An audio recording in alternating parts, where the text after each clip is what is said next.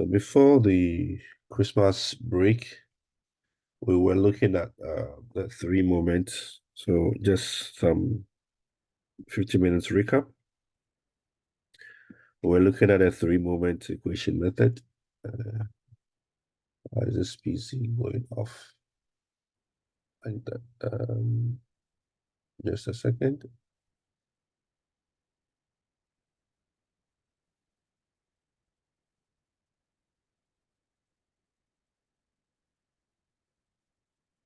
Okay. So before the break, we were looking at a three-moment equation method. All right. So uh, three-moment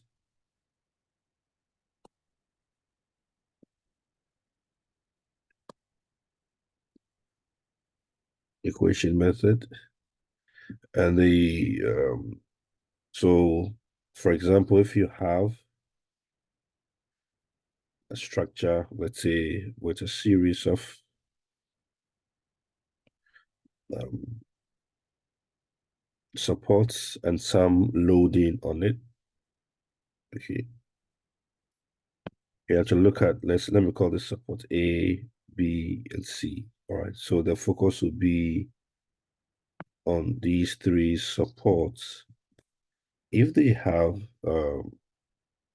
let's say, different length L1, L2, and different moments of inertia, and then different forms of loading, then to find the moment at B. So what this simply implies is that there would be what's the name? Moments acting at these supports. All right. Okay. So this is your MA, this is your MB, and this is your MC. All right.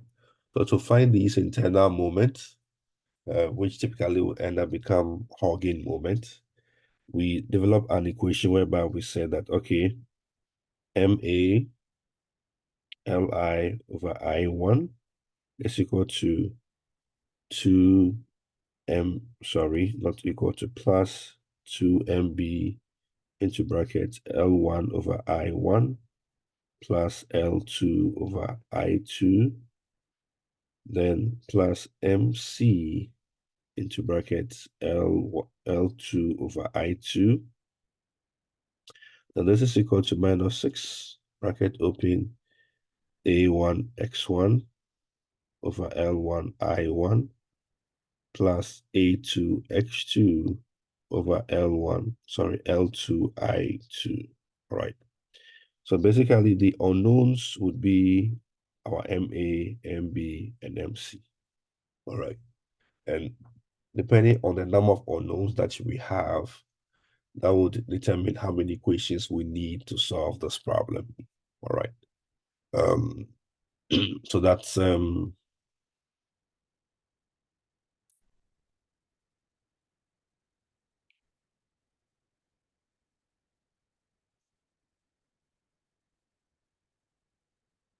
why can't I see my charts? Oh, sorry, using the wrong thing. Okay. Yeah. So based on that, we can have this equation. We can also simplify it. So we can simplify the equation, all right, where if I1 is equal to I2, then the equation can be simplified where the I values will cancel out. All right. So this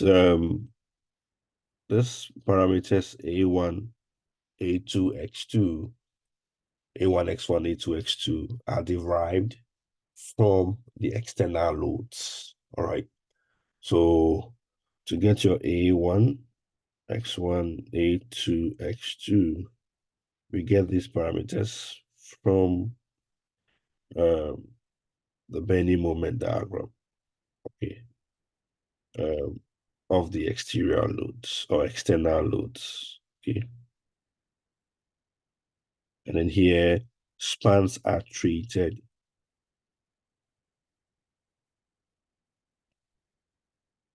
as though they they are simply supported. Okay.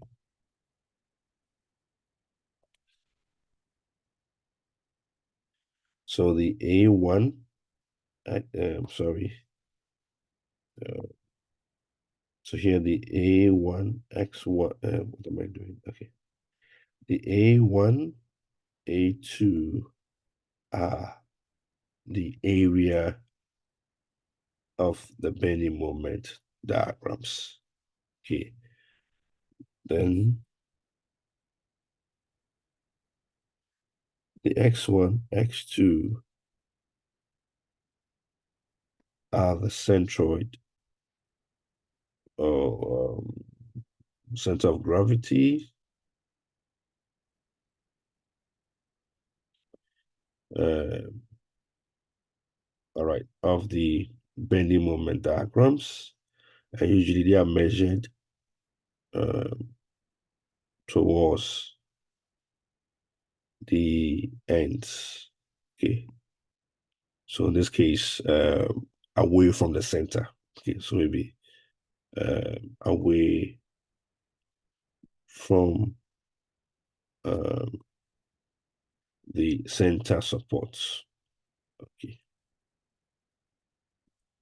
So these are what we do, and then we find. So once we find the moment, so once we find the moment MA, and then we find the moment MB, and we find the moment MC.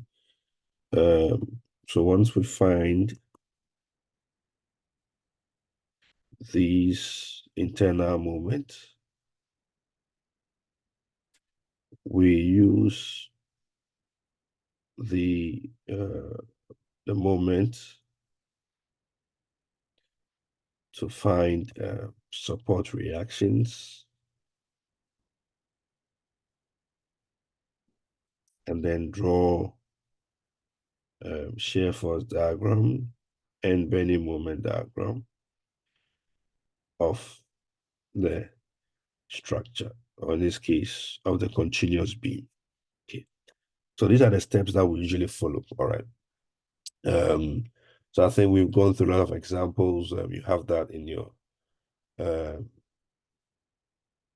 textbook and all of that. Um, so I think we had an example whereby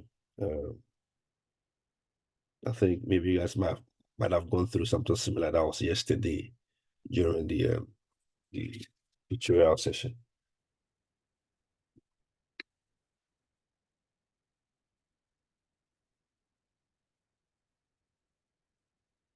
So let's say if we have um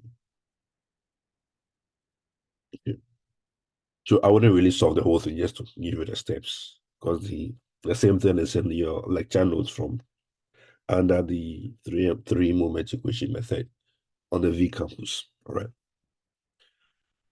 So if we have a structure like this, where we have a loading of 1.5 kilonewtons per meter, which cuts across the entire set of spans. Okay, and each span is 5 meters. All right, so either way, it makes it easier for us to solve. And we have supports A, B, C, and D. Okay, and here we have to draw the bending moment diagram and then the shear force diagram. Okay. Sorry. So in terms of the solution, okay, what do? We look at, so let's look at the various supports or the various moments at the supports. All right, so the moment at support A, support B, support C, and then D. Because so basically what we are looking at, if I'm to draw, looking at these moments. Okay. So this is our MA, MB, MC, and MD. Okay, so that's what we are supposed to find using the three moments equation method. but because, so note supports at exterior ends, or yeah, okay, at exterior ends um, are simply supported. Oh, no, that's wrong. Are hinge and roller. Hence, our MA will be equal to 0 and our MD will be equal to 0. Okay, so these two have already been identified. What we don't know is our MB and our MC. So it means that our MB and MC becomes the support or the moments under consideration. Okay, and to do that, it means that we need to find MB and find MC. Okay, so to find MB, what do? We take the spans. So we take so we look at spans AB and then BC. All right. So if we take span AB, so this is your span AB, BC. So I'm drawing them separately so that it helps us to appreciate what is happening. So this is a pin support. Now this is roller. So I'm breaking that into two because that's what the three-moment equation method allows us to do. Okay. So we have these three or two different spans. So this is so basically just redrawing the whole thing.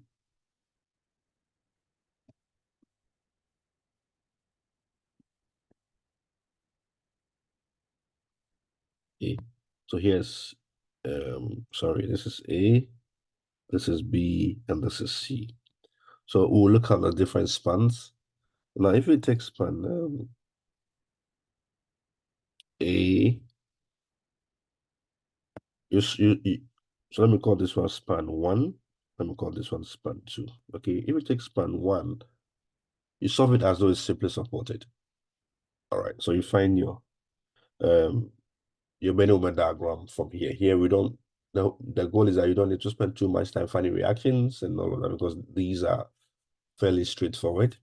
So your bending moment diagram would be in this shape, okay, where the maximum value would be what? WL squared over 8. And when you do that, that would be, so 1.5 times an L of 5 squared over 8, and that'll give us 4.6875. All right, 6, yeah, all right. So this is for the span 1, okay. Then for the span 2, very similar because they share, I mean, they have the same loading conditions. So the same thing is done.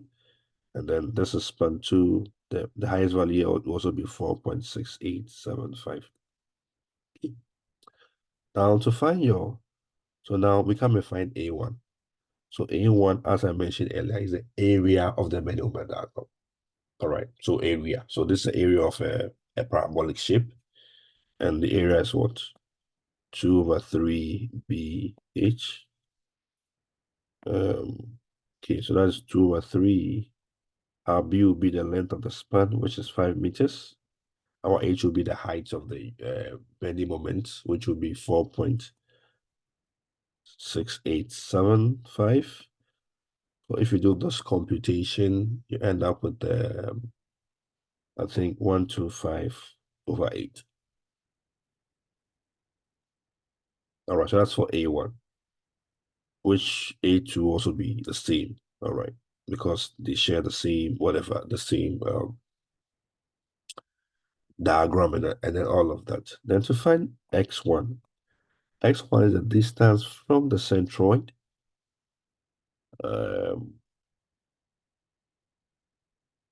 the distance from the centroid towards, so it's away from the center B, all right? So towards the left side for span 1, and then towards the right side for span 2. So for span 1, this distance here is my X1. So from the centroid of the section towards the left side or towards the extreme left end. And because this is a parabola or a complete parabola, your X1 is simply L1 over 2, okay? Which will be 5 over 2. Then here, your x2 will also be from the centroid towards the extreme right. This is your x2, where your x2 is equal to 5 over 2. All right. So now you have your A1, your A2, your x1, your x2. It's easier. You can do your multiplication of A1, x1 over here if you want. And that should give us 39.0625. Your A2, x2 also give us the same 39.0625. Okay. So your general equation is what? MA L1 plus 2 MB L1 plus L2 plus MC L2 should go to minus 6 A1 X1 over L1 plus A2 X2 over L2. This equation works because I1, we assume that I1 is equal to I2. All right. So the I1 here, oops, is equal to I2. Okay. They are the same. All right. Sorry. Let me just rewrite them nicely. All right. So this equation is simplified. Our MA is 0. Our MC is also 0. That has already been established from the word go. So it means that here I only have 2 MB. My L1 is 5 meters, so the length of the first span. My L2 is also the length of the second span. This is equal to minus 6. A1 X1 is giving us 39.0625 over 5 plus the same thing because they are both the same. It's also over 5. All right. Yeah, my okay. All right, sorry. So MC is not equal to 0, it's rather MD. All right, so let me just rectify this quickly. So it becomes 2 MB 5 plus 5 plus MC times 5. All right, because MC is not 0, sorry. Okay, so we have this. So this will give us 20 MB plus 5 MC will be equal to minus 93.75. So here, right here, is what I would call equation 1. Okay, because there are two unknowns and we need one extra equation to solve them, right? So the next set of spans will be span BC and then span CD, right? So the next set of spans, we'll look at span BC and then CD. Okay, because it's support C under consideration. All right, so the same thing. This is BC, CD.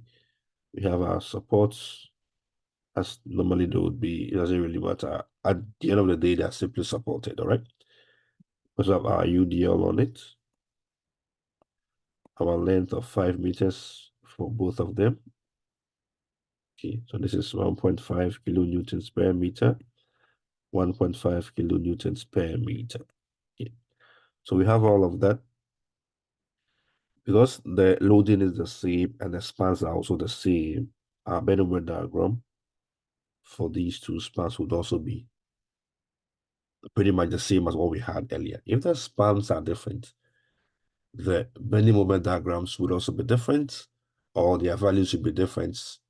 If the loadings are different, like I think the example we saw before the break where we had point loads and then all of that in there, your diagram shape, everything will be different.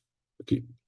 So here, maybe this is now our new span 1, this is our new span 2. So our A1 is still going to be what's the name? I think we had A1 is going to be 125.8. Here our A2 will also be 125/8. Our X1 will also be 5/2, and then our X2 will also be what 5/2. They look very similar. So here, our equation of MBL1. So right now, our MB is the left, and then our MC now becomes the support under consideration. So 2MC L1 plus L2 plus MD L1 will be equal to, again, we have a minus 6 A1X1 over L1, so just the same song being sung. A2X2 over L2. So yeah, please take note. Your L1, L2, X1, X2, A1, A2, it has to do with the span you are looking at that particular moment. All right, so that we make that distinction. Going back to the main section, this is not your L1 all the time, and this is not your L2 all the time. All right, then what makes the span? Is it going to be L3? No. So the way we name it to make it easier is that the two spans you are looking at under consideration. So that if you're looking at span A, B, and B, C, then your left span is your 1, and then your right span is your 2. Okay. So if it's span A, B, B, C, then AB is the left and BC is the right. Okay. If it's span BC, CD, then the span CD is the left and the span BC is the left, sorry, and the span CD is the right. So the left is your 1 and your right is your 2. Please take note. So once we do all of this, we'll end up with MB times 5 plus 2 MC 5 plus 5. And this goes to 0 because our MD is 0. So it becomes this here. If we sum everything up, we'll get minus 93.75. And so it becomes 5 MB plus 20 MC equals to minus 93.75. So this becomes your second equation. Okay. So from here, you take equation 1 and equation 2 and solve equation 1 and equation 2 simultaneously. All right. So because everything is pretty much the same, your MB will be equal to minus 3.75 kilonewton meter, and your MC also be the same, minus 3.75 kilonewton meter. Sorry.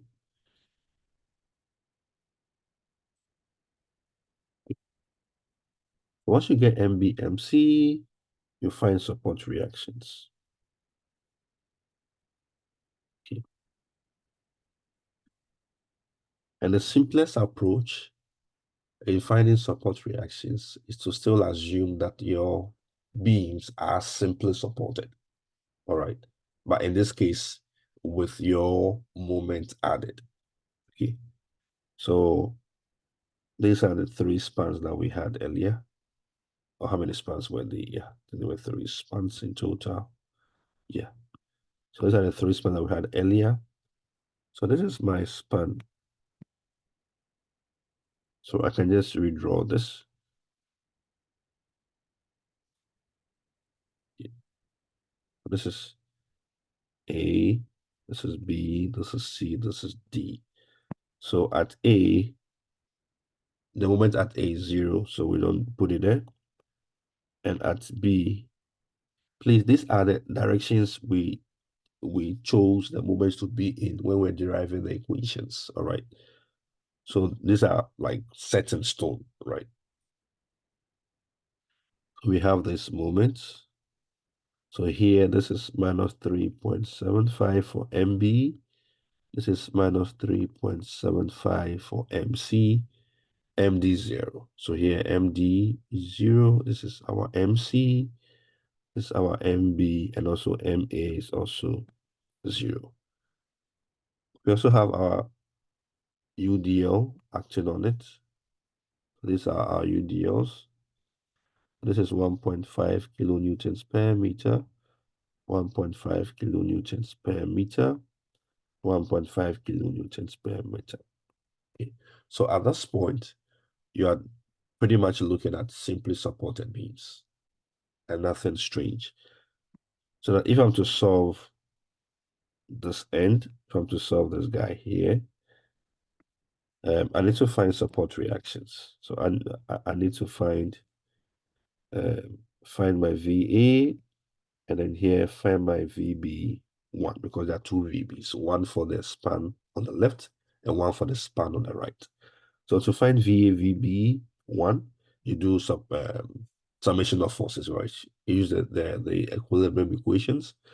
So VA here plus VB will be equal to 1.5 times 5. So that's the summation of vertical forces equals 0. Now, when we take moment about B to be equal to 0, then it becomes VA times 5 minus 1.5 times 5 times 5 over 2.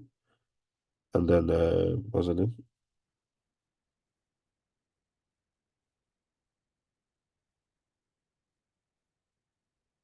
And which one will be easier? I mean, it's up to us. Then, so minus, what's the name? Minus MB equals 0. All right, so let's make sure we get our directions right. We're taking moment about B. So the rotation of MA with respect to B, or VA with respect to B would be clockwise. The rotation of the UDL with respect to B will be counterclockwise, and will be in the same direction as what MB. All right. So I want to find BA. So let's make VA the subject. So this comes 5 VA minus what are we going to get? I don't have my calculator anywhere close to me.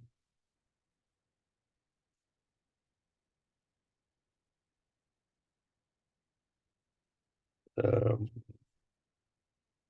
so the internet is still bad.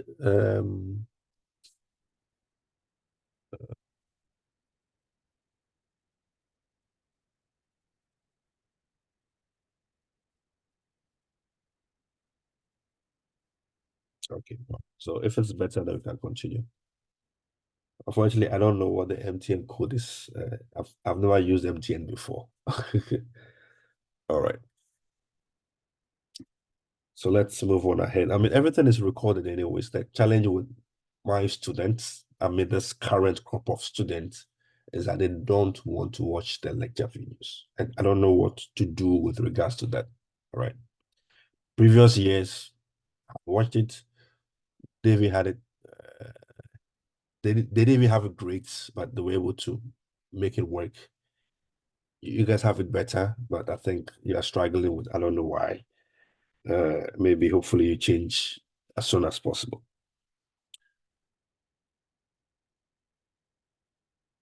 Okay, so this will give us minus 187.5 minus MB. But our MB is what? Minus 3.75 equals 0. All right. So this will give us, so it becomes minus 187 plus 37.5. So it means that it becomes minus VA. Sorry, that's not minus. It becomes VA minus 150. Okay. Hopefully I'm correct. This is equal to 0. So it means that VA will be what? 150. 150 over 5. And that'll give me 3. Am I correct? 150 over 5, is it 3? No. Something is not right. Or maybe it's correct. Okay, so that's supposed to be 30. Oops. Uh, maybe I didn't do my calculations correct. Okay, I mean, at this point, let's check it again. 1.5, 1.5. Maybe I'm getting something wrong. Yeah, I think it's correct because we can always confirm if it's wrong. You let me know. All right. So I don't have my calculator here. I'm just trying to use my brain to do the calculations.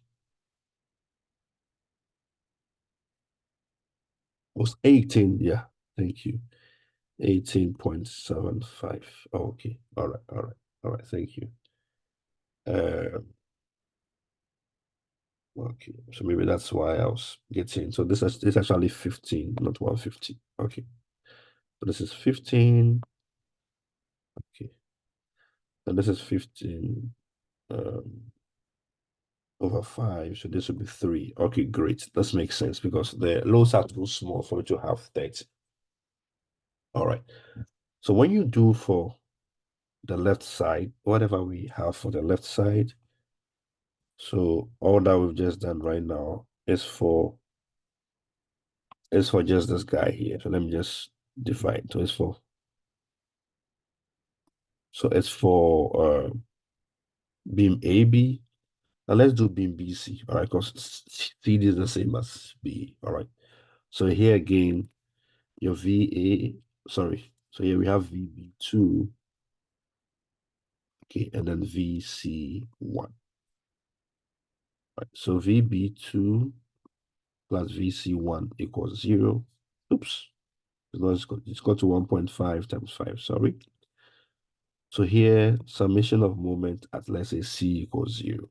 All right. So that would be 5 VB2 minus 1.5 times 5 times 5 over 2. And then plus MB um, minus MC equals 0. All right. Because of the directions of the movements. All right. So MB going, it's with respect to C, MB is clockwise. The same with VB2. With respect to C, MC is counterclockwise. So that's like how we have these nice arrangement. All right.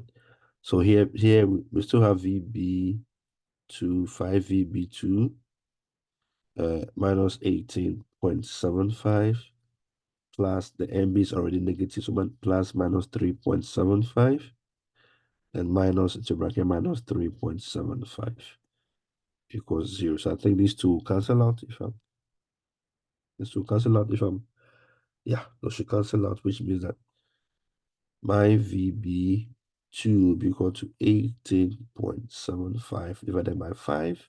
That'll give me um, 3.75 kilonewtons. Okay. So please coming back here, identify my VB1. All right. My VB1 here will be equal to 1.5 times 5 is what? 7.5. So this would be, so this is 7.5, I think. So 7.5 minus 3, this will give me 4.5 kilonewtons. Okay. So my VB2 is 3.75. My VC1 will be 3.75 kilonewtons. Okay. If I do for this side, so I have, so let me just use a different color. So here's VC2 and then VD. Okay. VC2 will be equal to 4.5. You can do that. And then VD will also be 3 kilonewtons. Okay. So these are the support reactions. All right. So once we have all the reactions, I can rewrite them nicely in this space. So our VA is 3 kilonewtons. That has been established. Our VB is VB1 plus VB2. Okay. So if you sum the two up, you get 9.25. Yeah, hopefully I'm correct. Okay. If I'm wrong, you let me know. Then VC will be equal to VC1 plus VC2, and that will also be 9.25 kilonewtons. And then VD will be equal to 3 kilonewtons. So here are what we call the support reactions.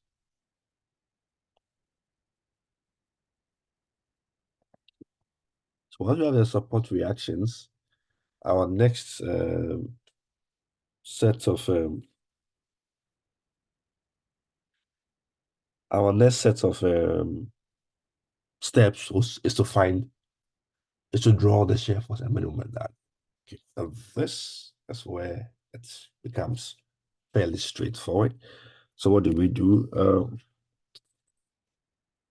Okay, yeah, I think we've gone through the steps on how to draw them. Right? So we already know how these things can be drawn. All right. The easiest I have found over the years is that you can draw for the different spans, easily draw for the different spans, then you combine them together. I'm struggling with my voice, I don't know why.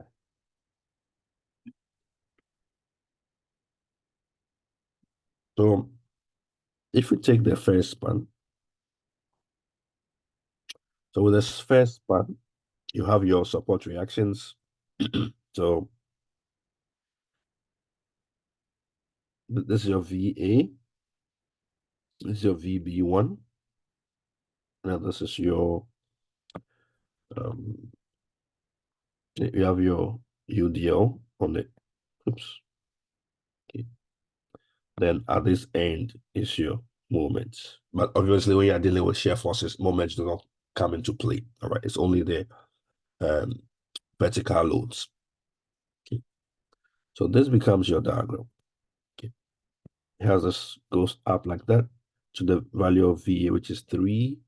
Then it comes down to the value of the VB1, which is a 4.5.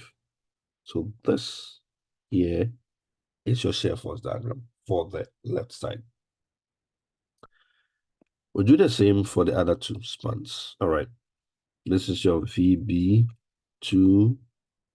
VC1. Here we have a VC2, and then VD. We have a again the same UDL values as this as other two. We also have a moments like that. Okay. So these are the moment diagrams. Here with the mid span, your UDL and your loads are symmetrical. So you have something like this. 3.75 here, 3.75. Then here you also have something also opposite to here. You have 4.5. And here oops, you have 3. Okay, so you can combine these 3 items together if you want. So if you combine all 3 together, this is what you end up with.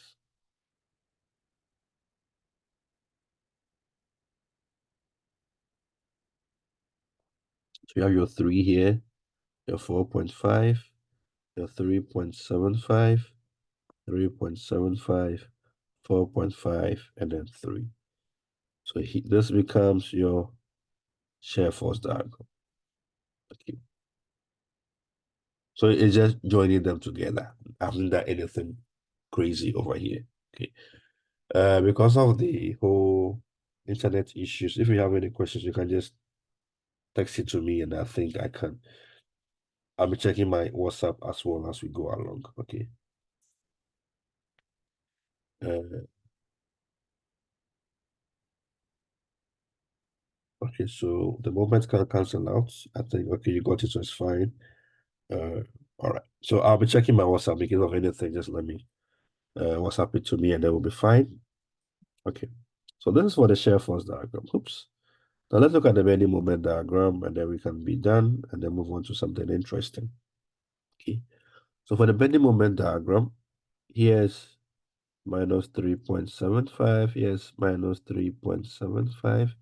Here's minus 3.75. Then minus 3.75. Please, the negatives. The negative you get as your answer is part of the answer. All right, it's best you maintain your answer as it is, and also maintain your directions as it is. If you try to make your answer positive and change the direction, sometimes under let's say exams pressure or whatever, you are likely to mess things up. Right. Now let's look at the main moment diagram. So please, all of this is for the shear force diagram. Please take note. Okay. For the main moment diagram, if you look at the left side, oops. Again, draw a main moment diagram. Okay. In effect, if you look at this through the lens of basic structures, this looks like a typical cantilever. A cantilever with a UDL, more or less. That's how it looks like. All right. Or maybe we could say it's a propped cantilever. So what it looks like is something like this. Okay. This is how it looks like. Like, I mean, if you had to draw, I mean, in terms of the support conditions and boundary conditions, this is how it looks like. So you found your VB1, you found your VA, and you have also found this reaction. That is what it looks like. All right, great. And we know that normally these diagrams, they end up with some form of negative moments, all right, because of the fact that the point loads are also acting downwards. Usually it's not always the case, all right. So at least we have at the back of our mind how the general shape of the diagram would be in terms of the bending moment. Okay. So this is just on the side. Okay. I'll delete it, but just so you know it's on the side. Okay. So if I come back here, if I come here, then again, this is basic structures. I start drawing my bending moment diagram. I can write an equation for it. All right. So starting from the left towards the right, my equation will be what? VA times X minus 1.5 x over 2. So that's that'll be my equation, at least until I get to B. Okay. So I'll end up with a diagram. So as I solve it, as I draw it, you would realize that it takes the shape. Okay. It wouldn't go to 0. Okay. We can give it a try. When x is equal to 5, all right, what would be our answer? Someone can do that calculation on the side for me. If x is 5, then what would be the moment value? All right. The answer likely would be minus 3.75, but someone can confirm on the side. Okay.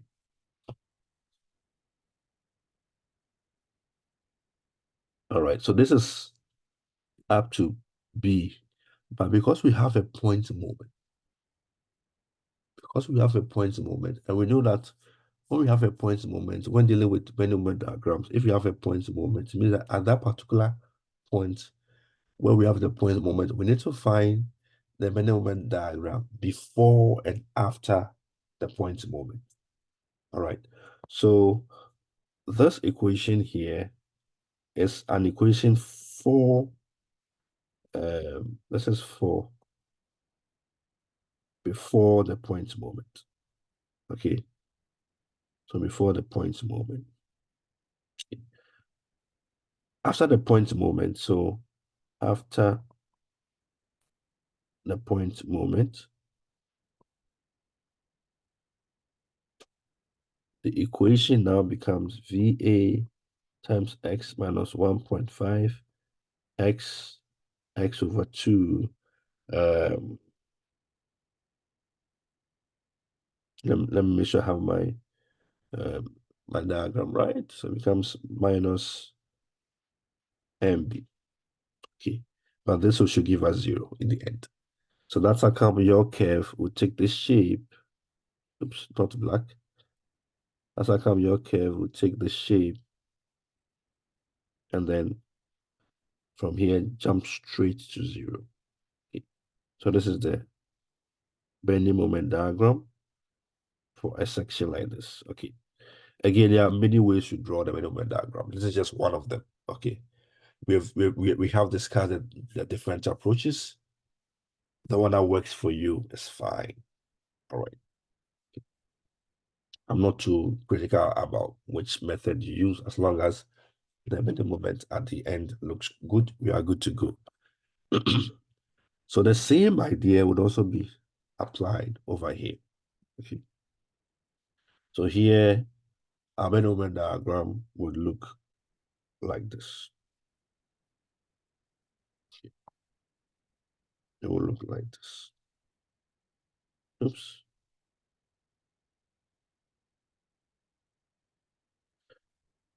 And then drawing distance can be a bit. Okay, this is the best I can draw it. So here is 3.75. This is 3.75. This is 3.75. The challenge will be to find these points, right? Finding these high points and these high points. That'll be the challenge, all right? And we are not too critical in terms of how accurate you want it to be. You can do it if you want it to be accurate. Great. First find this distance x. First find x. If you find x, the x value at which you have 0 shear, you can put that into this equation here, and then there's a bit of a lag, I don't know. So put it into this equation right here, and then whatever value you get would be the value for the top point, all right? Um,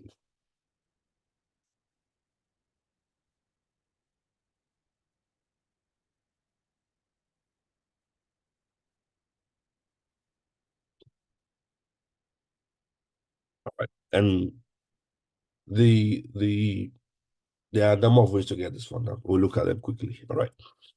So the same applies to this, and then whatever. And then if you look at this, the right-hand side, our Bendel diagram would also take this shape. Okay.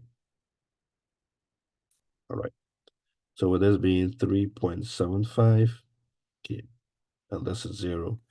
I'm going to play with you guys. I don't know how many of you are in now. I was told you were 6 in the beginning. I don't know if you are now 16 or so.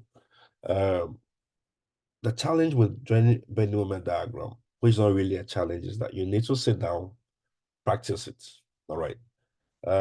Again, I'll make some time in the course of the week or weekend, maybe next week. If for some reason you need extra help, you can see the TAs. If it's still not enough, get in touch with me. Let's arrange a time. Let's see how we can help ourselves. Okay. The other method, or I think I've gone beyond an hour already. That's 1 hour, 20 minutes. Okay. I have to wrap this up in the next 10 minutes. All right. So the other method or the other approach,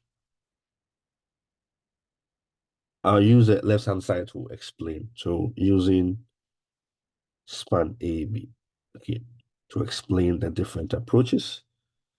So let me just go back here, pick this guy. Okay. Sometimes it's just nice to be lazy once in a while, not all the time. All right. So we have this. Let me delete these guys. I don't need them. We have this over here. Great. Let me move to the left a little, make a copy of it. Please, all the copies on this end. There's another copy here because I'll need 3 of those. Okay, great. So here, this is the left-hand side. It's equal to this. I can do something like that and that. All right. They both are, I mean, that's correct. So plus. Okay. So this is 1.5 kilonewton per meter. All right. So here, I'm doing this because I want to look at the bending moment diagram, okay, and nothing more. All right.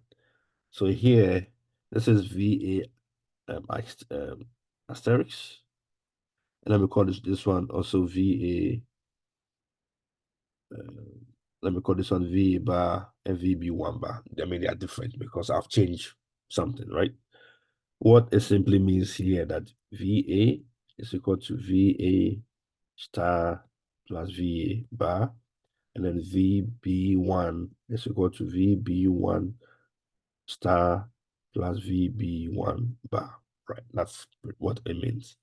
So here, my VA star is the same as my VB1 star because it's the same load UDL. So it becomes 1.5 times 5 over 2.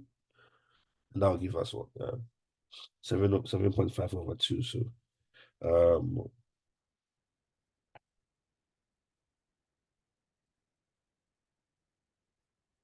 it means that each one is what? 3.75 kilonewtons. I just want to do something, right? So here, my Benn moment diagram, I don't even need to find reactions, it's fine. My Benn moment diagram here would look like this. Okay. All right. And the highest point will be, I think we found that to be what, 4 point something? 4.6785, right? Because WL squared over 8. So, I mean, this one is not too needed per se. So this is 4.6875. Now, plus, if I come to the left-hand side, this is my Benn diagram. Okay, because this is 3.7. So this is negative and this is positive. All right. So what you can do is that you can just take into consideration the midpoints or the center lines. Okay. So I try to combine these two together. If this is 3.75, which is negative, the center point will be what? Half of that. All right. So that'll be so here'll be what? 1.875. Okay. So pretty much what we are trying to do, I'm trying to superimpose this. All right. So at midpoint, the moment there's going to be 4.6875 minus 1.875. Okay. So if you do that, you get what? You get 3. Okay. So this an approximate value for the highest point. Sorry, I'm using this guy over here. So this is an approximate value for the high point, which will be 3 kilonewton meter. Okay, it's an approximate value. We're only looking at it in terms of half of the L, half of L, which will be, so yes, L over 2 is also L over 2. Okay. If you want to find the exact value for the highest point, then you can use the case whereby you find X for 0 shear and put that into your equation. All right. But this is a good enough approximation. Okay.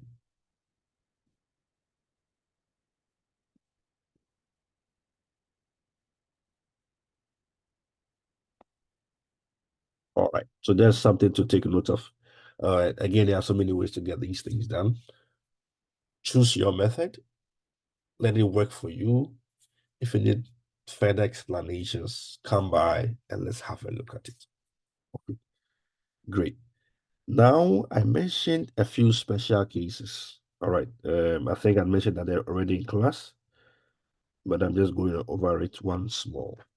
And the special cases have to do with the fact that if you have a case whereby,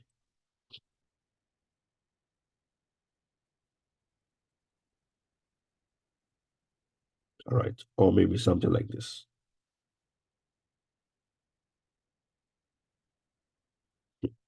So case one where some or all the end supports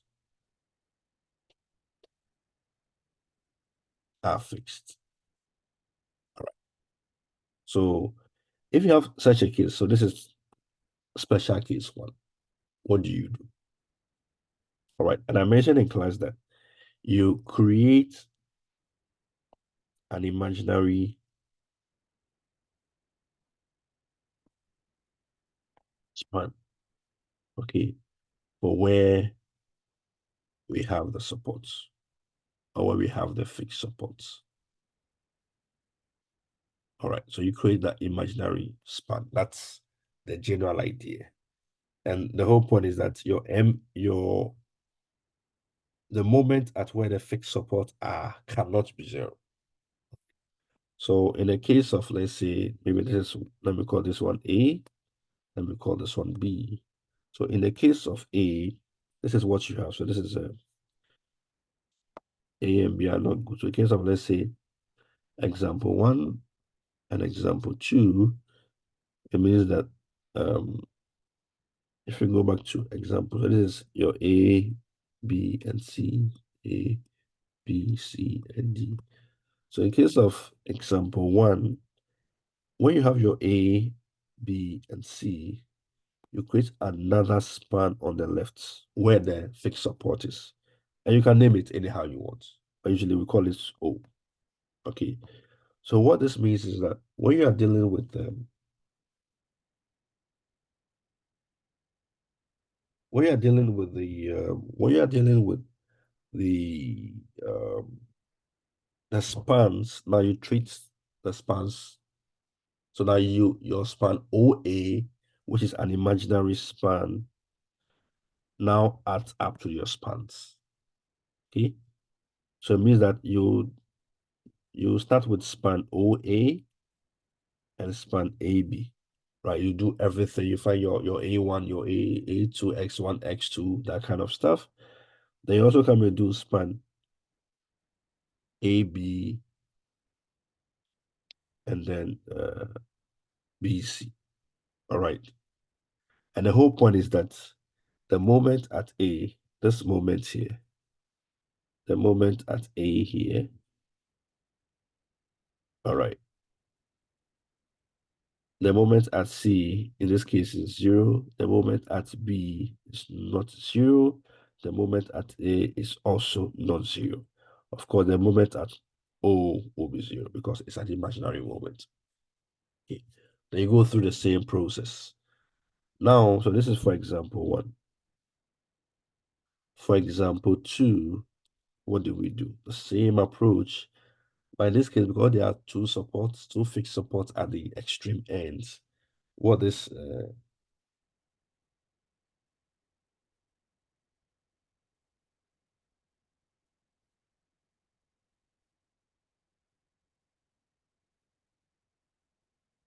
so let's see. So we have, so this is A, B, C, and D. You create an imaginary for D. Maybe you can call it O prime. Any name you want to give it. Then the one towards the A becomes O. All right. So now you have how many spans? 1, 2, 3, 4, and 5 spans, which is quite a lot in this case. So you have 5 spans. In the first case, we had how many spans? 1, 2, 3 spans, easy. So for the 5 spans, it means that you have to look at so your first set of spans will be span, span OA and AB. Okay. Your second set of spans will be spans AB and BC. Your third set of spans will be spans BC and CD. Then your fourth will be spans CD and DO prime. All right, so you have 4 spans to look at. And depending on the kind of loading that we have, it means that you might end up with 4 equilibrium equations or 4 equations, I mean 4 moment equations. Then you solve them simultaneously. Okay, so that's the plan. Nothing has changed. Everything that we've done so far can be applied to this special case. Okay, there are examples. I have posted them online. Go through the examples. If you have any questions, see the TAs or see me, and then we can look at it. Now, the case 2 has to do with when you have what you call overhanging beams.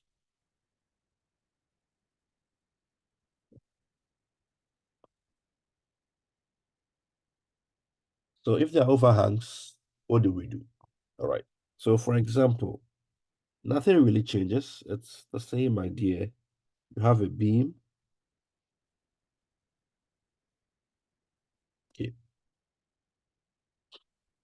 Now, with an overhang, let's say there's a point load P acting at the overhang. All right, there are some loads and all of that in there. Let me call this load K. Okay. What we have interest in is this length over here. Let's call this maybe L3. Oops, what's wrong with the pen? This is L1. So this L2, L1. All right, it doesn't really mean much. Okay. We can simplify this diagram. This is your A, your B, your C, and your D. All right. Because of the fact that there is no support at D, right? No support at D.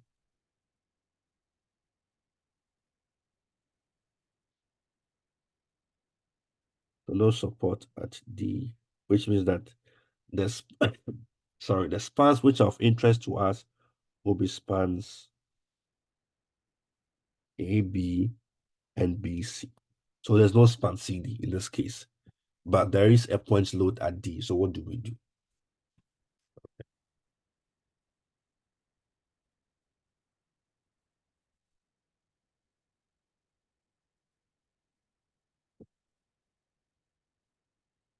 All right. So here, our span CD is overhanging. Okay. So the span CD is the overhanging component of the beam. Okay, so this section here is overhanging. So what do we do? All right. We try to overcome this challenge by rewriting our diagram, okay, just for calculation purposes. Okay. So we take away the overhanging bit, okay, because we don't necessarily need it to solve our problem. So we take it out. But because of the fact that we have a load acting at the overhang, we need to what's the name? Make sure that we include the behavior of that load on the beam. All right. So what do? We take a moment at C with respect to P. Okay. So if you take a moment at C with respect to P, then it becomes P times L3. Okay. And that would be this moment over here. So we get a moment value. So we have a moment here, which is pretty much actually the moment at C. Okay. So this one becomes PL or P times L cube. Okay. P times L cube. But then one thing to take note of is that with the three moment equation method, we have always assumed our moment, or per the definition of the equation, we have always assumed our moment to be in these directions. Okay. To be in the positive directions, or what we call the sagging directions. Okay. So now if you compare these two, if you compare this value here and then the one over here, they are opposite directions. Okay. What this means is that I can rewrite this equation, or sorry, redraw this diagram whereby I have my support, I have my UDL, my point load K, and then I can rewrite this, my P in this form where it becomes minus. So it's still MC, but here our MC is equal to minus PLQ. It's the same thing. I've only changed the directions and then indicated the negative or the on the moment value. All right. So from here onwards, you can now uh, so now you consider span AB and span BC. Okay. But you already know what your MC is. All right. So you would already know what MC is. Where in this case, our MC will be minus PL3, right? So these are the um, special cases, which I think I've mentioned them already. All right. So nothing strange in here. Um,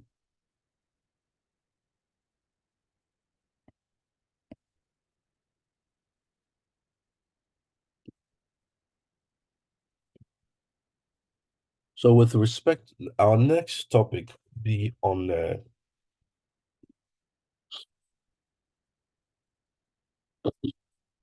what I call. So we are going back to deflections. All right. So we're going back to deflections.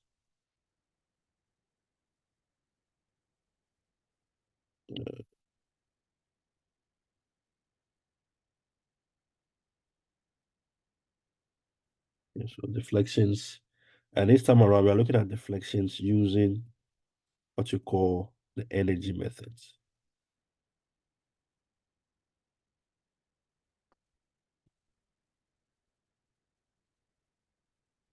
The deflections that we looked at earlier were deflections um,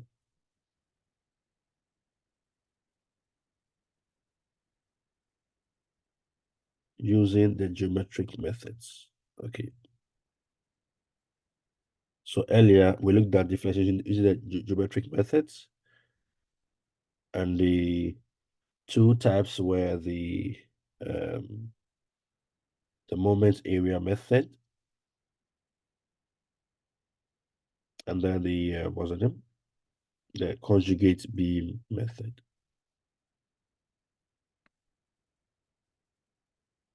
Okay. So these were the two methods that we looked at. And if you realize, you'd see that with these two methods that we're looking at, they were mostly for beams. All right. So these methods were mostly for beams and also for simple structures. All right. We couldn't really have any complicated structure in there because then this methods, these geometric methods will become inadequate or too complex to work with. All right. We had mentioned over the weeks that we've been looking at deflections that in design and constructions, deflections are very important for us. Okay. When you're looking at design of any structure, whether it is a reinforced concrete or timber or steel structure, uh, at least with respect to the Euro codes, we are looking at what we call the limit state design. And typically there are two types, the ultimate limit state and then the serviceability limit states. All right. The ultimate limit state deals with the overall behavior of the structure in terms of its collapse and all of that. While the serviceability limit state deals with the appearance of the structure. And the one key component that we focus on is the deflection, the deformation. How much does the structure deform, right?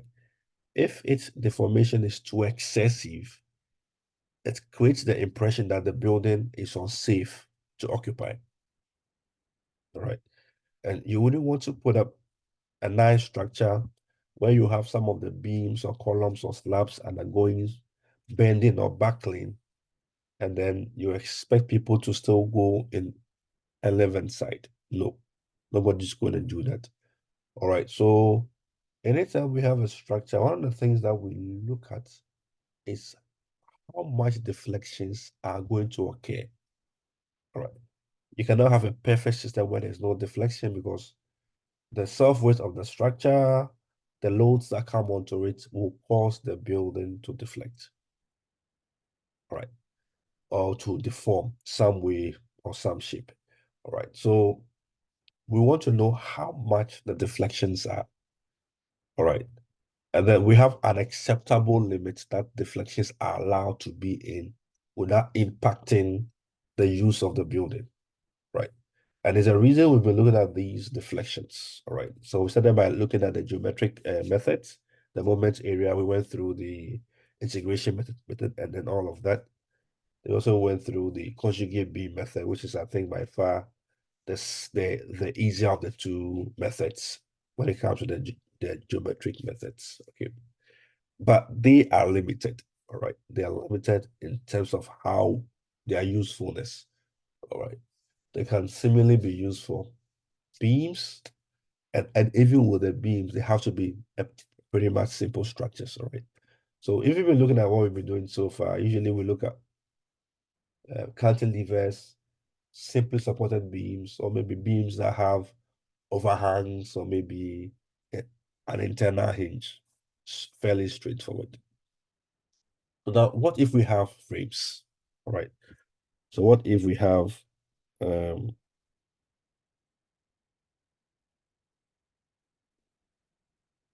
we have frames, we have trusses, or some complex beam. All right. If we have these types of loads, what it simply means is, oh, sorry, these types of structures, and it means that we will not be able to use any of the two geometric methods to solve, or using that to solve the structure would be too complex and too time consuming, and we didn't want that. Okay, so we know typically this is how a frame looks like. Frames can look like that. You can have your trusses maybe looking like this. Okay. So this could be your truss, maybe something like that. So this is a frame, or frames which you guys are used to, and these are your trusses. So if you have these types of structures, we need to develop another method on how to um, calculate deflections. All right. And deflections come in two forms, typically rotations and then horizontal or vertical displacements. Right. So we achieve this using deflections using what we call the energy methods. Okay. And the energy methods, before I continue, I think I've already sent you guys a video on this particular part of the work. I mean, part of the course. All right. Just to explain the concepts and then all of that. So I wouldn't dwell too much on this. Um, I'm keen on moving to the next set of subtopics to look at so that we can be able to get everything done. Um, your lectures end on the 27th, which is when. So I have 2 more weeks with you guys. All right. So next week and the week after, that's when lectures end. So I have to maybe move a bit faster than I am right now. Okay. And the energy methods comes from the concept that or is based on the conservation of energy, right? Which we know that what energy is neither created nor destroyed, but is converted from one state to the other. Okay. So what does it mean? If you have a beam and you have some external load applied to the beam, all right? So these loads are going to cause the beam to deflect or to deform. Okay. So you will see an external deformation, all right? So these loads will, once there's some deformation, it means that some work is being done, right? We understand that work is what uh, work is defined as when you have a load acting on an object, then the object moves in the direction of the load, or whether in direction or opposite. As long as there's some movement, it means that work has been done. All right. So anytime you have an external load, which is causing an external deformation, then what we call an external work has been done. Okay. But usually before these deflections, these external deflections occur, the external load would have to be more or less absorbed by the structure. All right. And the loads or the action of the loads absorbed by the structure is stored as energy or potential energy. All right. So it is when this potential energy is released, that's when we have these deflections occurring, these visible deflections occurring. So the potential energy stored within the body, which will be due to the deformation, that particular potential energy is basically what our internal work is. Okay. Now, this internal work, which is our potential energy, is a type of potential energy called the strain energy. And this is because of the fact that it will lead to deformation. Okay. And typically elastic deformation. So we call it strain energy.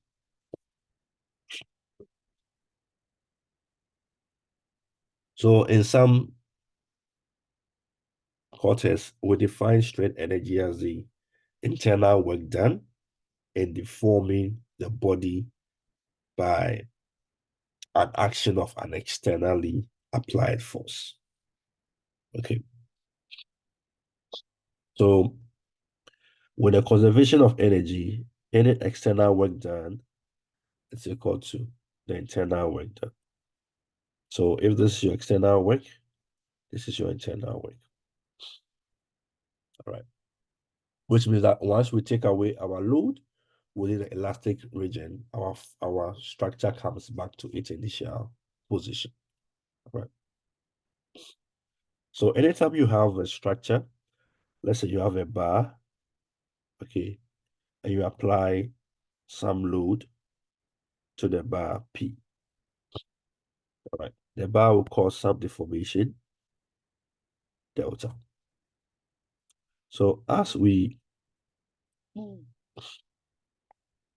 if we increase the load or there's some incremental increases in the load, it means that as the load is increasing, our deformation will also increase. Okay.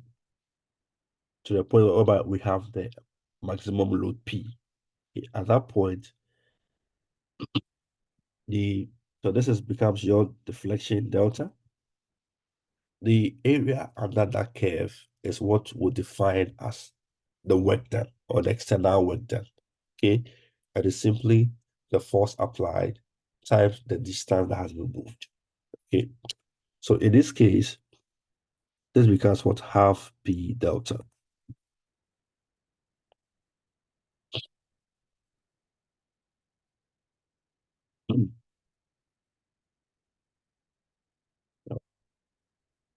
And we can we can rewrite this in a general form. So if you have um, a bar and you apply some force, and then we take a small and infinitesimal section of it, it means that the sorry, means that any change in external work done will be the force applied times the infinitesimal distance dx, or the change in that dx, which means that to find the total work done is just integrating the force applied times that infinitesimal distance dx. All right. So generally, this is how maybe your curve might look like. It might not be so it might look like something like this. So this could be your curve. All right. In the case of the bar, it's a fairly straightforward. It becomes triangular in shape. Okay. In some cases, also you can have your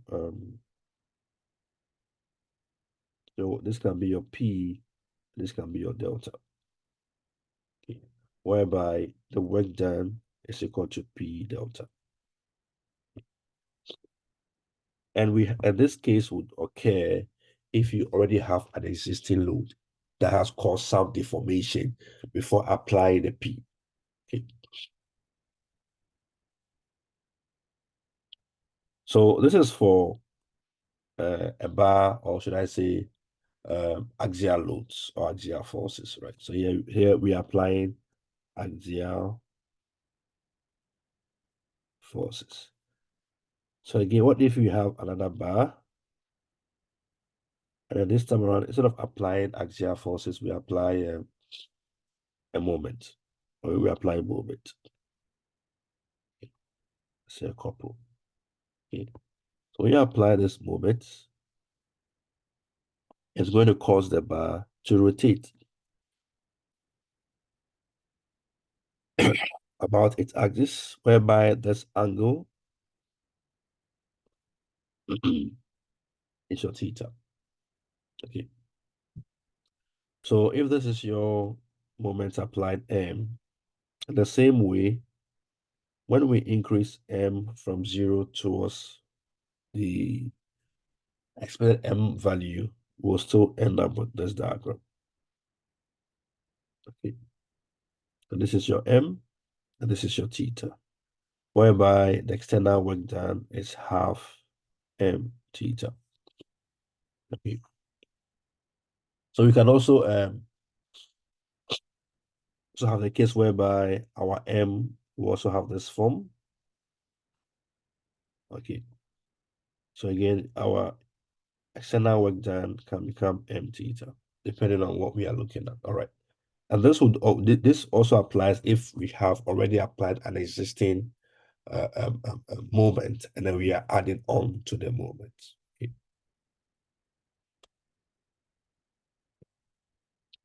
So once we have this taken care of, the next thing, so these are for the external loads. All right. We can also convert the external loads into, sorry, these are for the external work done. We can also convert these to the internal work done. Or this will be the strain energy in this case because it's a particular type of internal work done.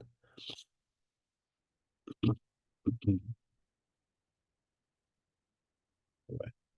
So here we have this bar being extended due to an applied force. Let's call this force N. All right, it doesn't, NP, it doesn't really matter. So this distance here is delta. Okay. And then we have the length of the bar being L. So here we want to convert this into a strain energy. So we need to look for the stresses and strain, all right? Just a second.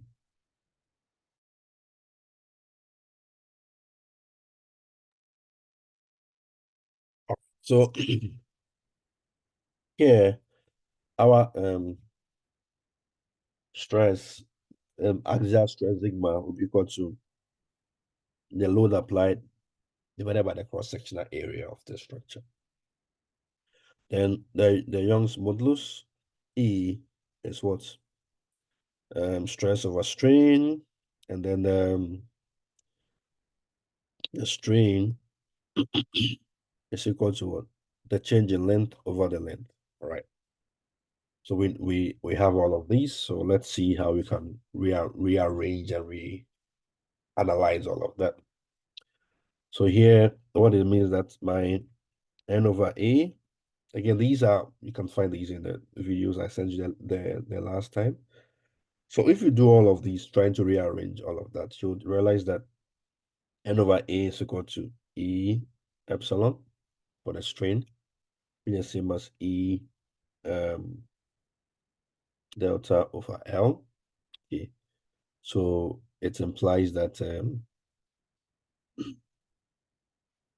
so that our N over A here will be equal to E delta over L. Okay. So we can make here delta the subject. So in that case, delta will be equal to NL over AE. Okay.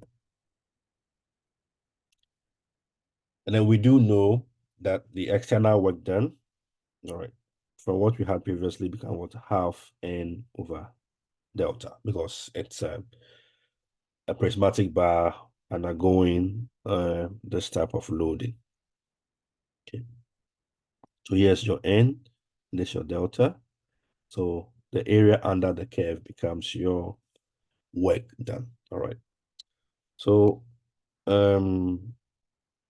UE is equal to UI. So the external work done is equal to the internal work done. So what this simply means that I can rearrange all of that. Oops. Okay. And then write the internal, find the strain energy. All right.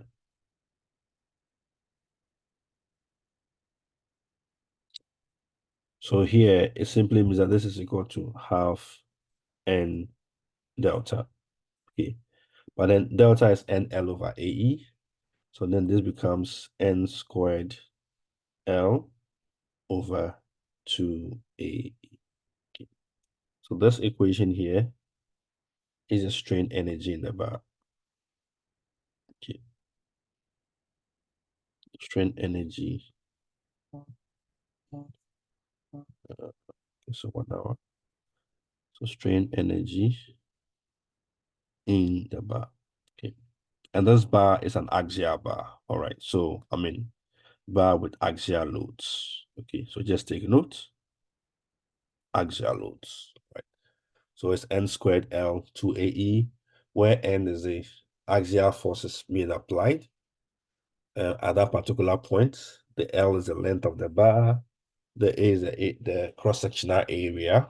And then the E is the elastic modulus. All right. So the N here is what we need to take note of. So it's the axial force in the bar. All right. And the other parameters are fairly straightforward. Okay. So this is for when you have axial loads.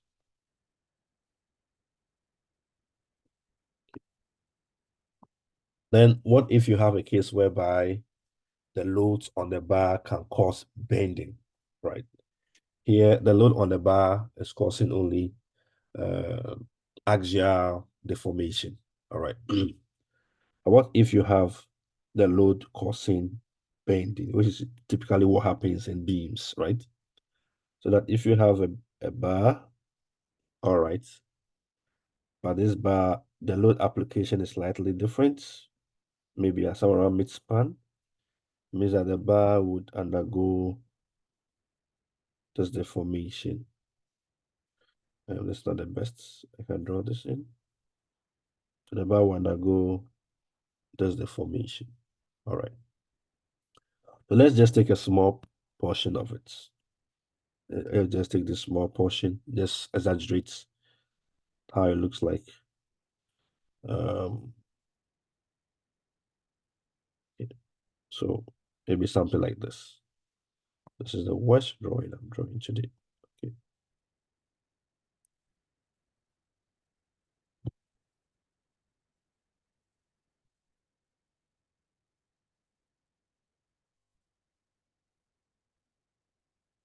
All right, so this is fine. So this is our neutral axis. All right. So at some point, it makes an angle dx, which we know what dx is already. Dx, if these are the moments, m and m, sorry, the theta, sorry, is equal to m over ei dx. This has already been established from our previous computation, so I wouldn't go through that. All right, we know that already. And then since we have, again, if you're applying moment, an external moment, or any load causing rotations about a point, then the external work done is half m theta. All right. So we also know that if you have to differentiate both sides of the equation, then the UE is equal to half m d theta. All right. That's if you have to differentiate both sides of the equation. So with that, I can take my d theta in here and place it over here. which then pretty much will give me my internal work done, which is the strain. And then so here becomes the U is equal to half m over AI dx. Okay. So this then will give me half m squared. And then put it this way, m squared over 2EI dx. Okay. If we integrate both sides of the equation, our UI is equal to, I don't know what, let me just make 0 to x for now. UI will be equal to m squared over 2EI dx. Okay. So that if you want to find the strain energy due to bending, and this is the equation, right? So this is the strain energy um, due to bending in the beam.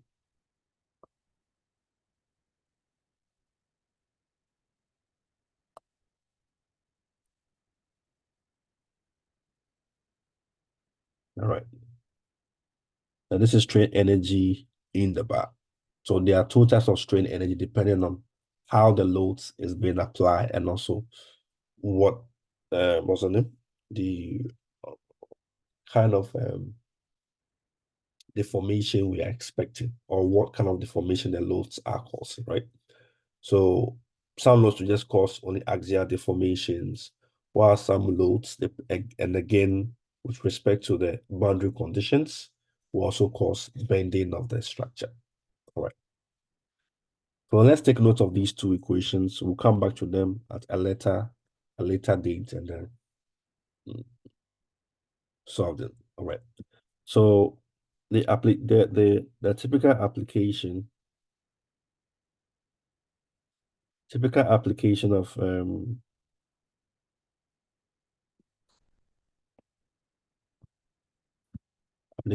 the this principle of work, energy, and then all of that is that, for example, if we have this structure, okay, then we apply some load P, this is a length L. We know that definitely, or from previous calculations, this is how our shape will be in terms of our deflection.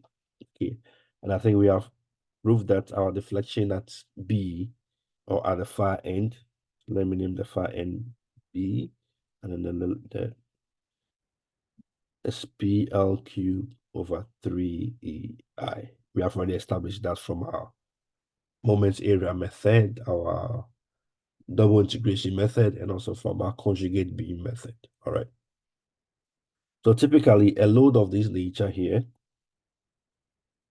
the external behavior would be that as we apply the load P, the deflection delta would also be increasing gradually as the load is also increasing. All right. So it means that our external work done will be P delta over 2. All right. But the internal work would be an internal work due to the bending because as the beam is deflecting, it's also undergoing bending. Right. So our internal work done here, UI will be from 0 to L m squared over EI 2EI dx. Okay. And then we know that UE is equal to UI, or the external work done is equal to the internal work done. Okay. So now let's find the internal work done. So we have to find the internal work done, we need to find the moment M. All right. The moment, the internal moment being applied. All right. And the internal moment being applied can be found in terms of X. So if X is moving from the right towards the left with the load P acting right here, then it means that our moment M is equal to minus Px. Okay, so this is a moment equation for a cantilever drawn in this form. All right. So it means that my internal work done, or the strain energy, will be equal to minus px squared over 2ei dx. All right. So this becomes px cubed over 6ei, 0 and L being my limits. So it becomes, so this is p squared. Okay. So it becomes p squared L cubed over 6ei. Okay. So I'm comparing the external work done to the internal work done. So it means that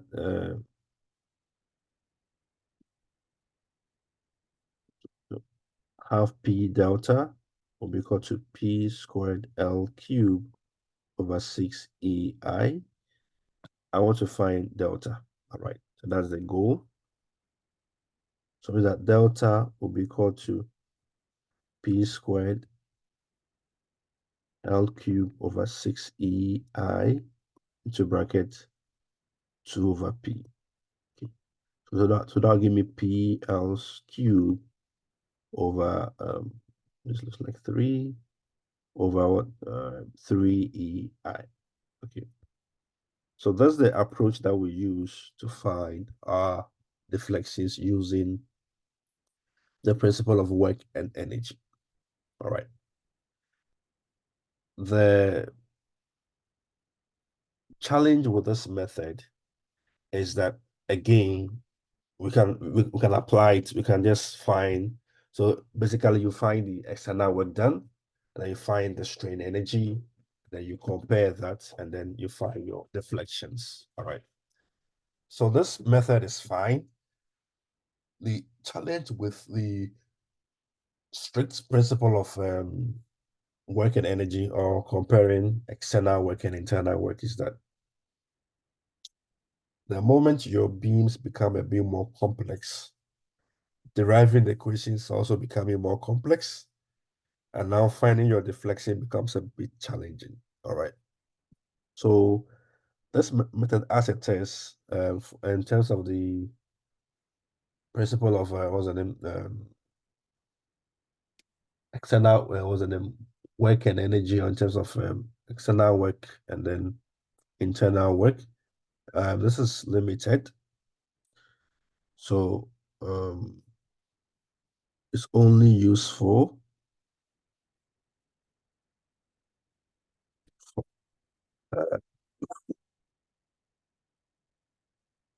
simpler problems, or in that case, very few.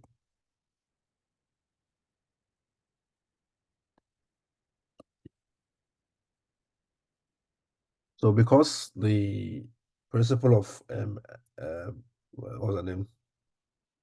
Or should I say the energy method as it is in this form, it's only useful for very small problems. We have to come up with a more, or should I say, redefine this approach into a method that can be applied to any structure. All right. And we have two types. We have the what you call the virtual work method, or what some will say the unit load method. Okay. And then we also have the what we call the Castigliano's method. Okay.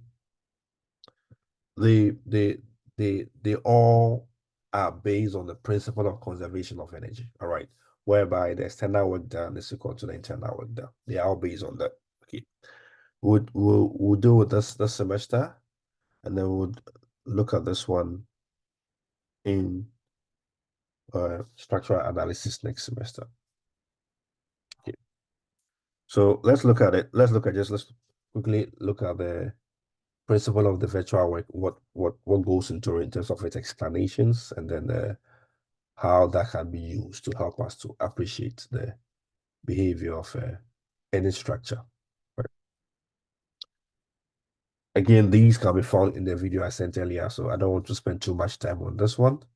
even though I have already, um, or I have been doing the whole time today. So now let's look at the principle of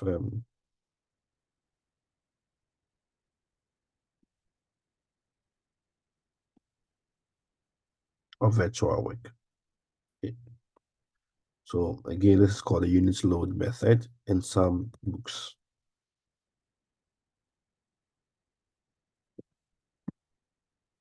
So again, this I think this was developed by Bernoulli, I think John Bernoulli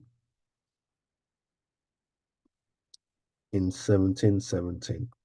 All right, and it's one of the most useful principles in terms of how to analyze structures. Okay, so it can be used to obtain displacement and slopes for beams, frames, and for trusses. So it has a wide usage in terms of different structural members. Okay.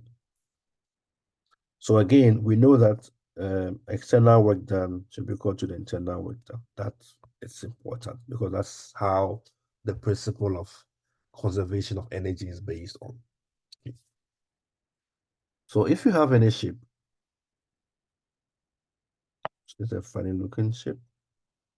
If you have any shape like this, and you apply some external forces to the shape would have to deform.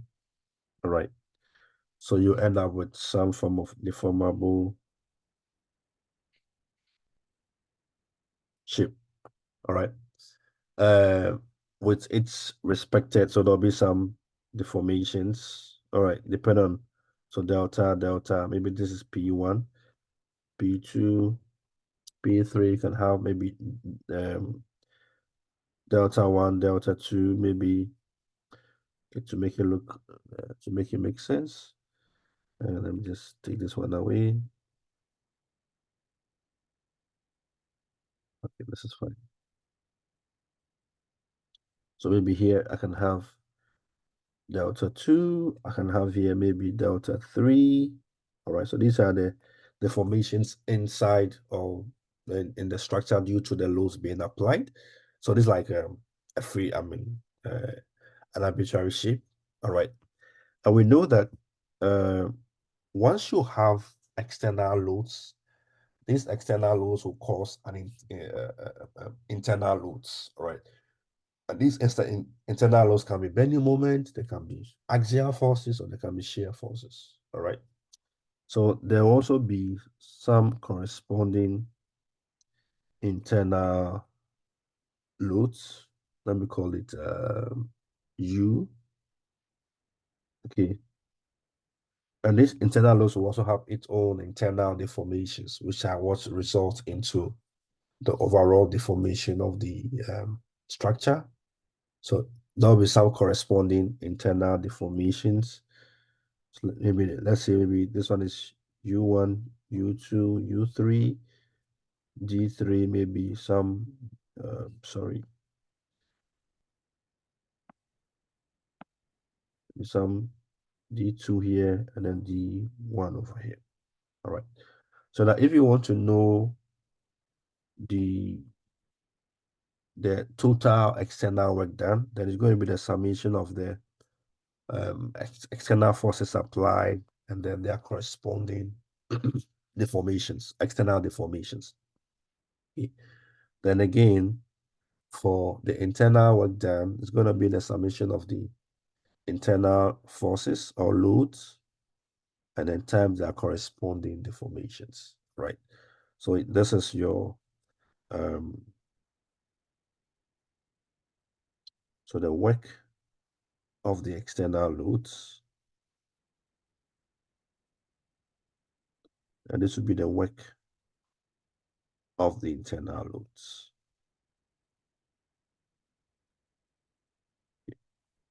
So P is our external load, and then delta is our external displacement or deformation. All right, it can be what's the name? It can be either displacements or it can be rotations. All right. And here our U here will be the internal loads.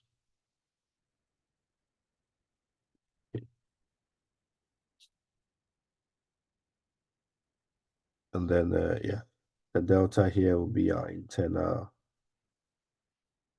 displacement. Okay.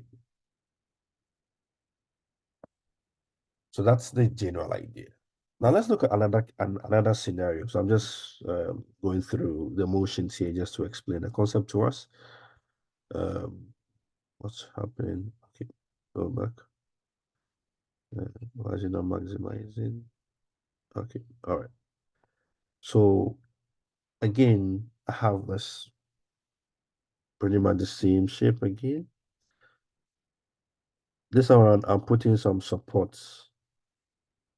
That's where they are. Okay. Now let's apply again these loads that we were looking at earlier. So this is P1, P2, and this is P3. Now, usually when you apply loads on a structure, the portion at the supports do not deform, right? Or do not displace, right? That's the general idea, unless you actually have an induced settlement. But typically when you're applying loads, or when you have a structure, you're applying loads on it, the portion at the supports do not deform. And that's like how usually if you're looking at what we're looking at in terms of geometric methods, you would realize that at supports, your deflections were zero. Okay, so that's the idea. Okay. So now when you apply, so let's say again, this whole thing deforms. So, so this becomes your deformable shape.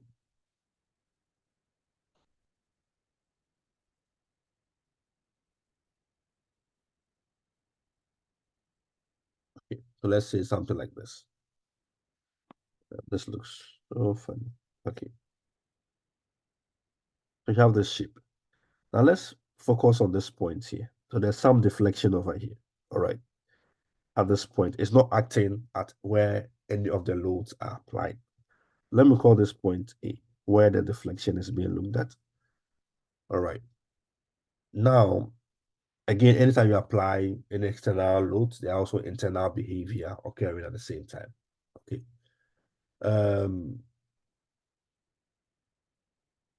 The goal is that we want to find the deflection at this point A. So what do we do? All right. We are not looking at, of course, external work is always going to be internal work. But the goal is that we want to use that data or that information to find the deflection at a certain point. Okay. So what we do is that we take this whole thing again. Take them just instead of drawing it, let me just copy it. Take this whole thing as it is. Let's make a copy over here.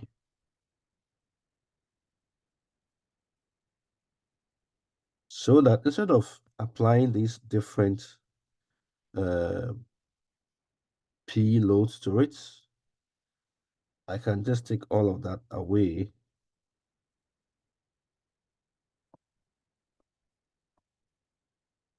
Okay. And rather pick one load of or have an imaginary load P prime, whereby that P prime will cause the same deformation at A if we had these other loads. All right.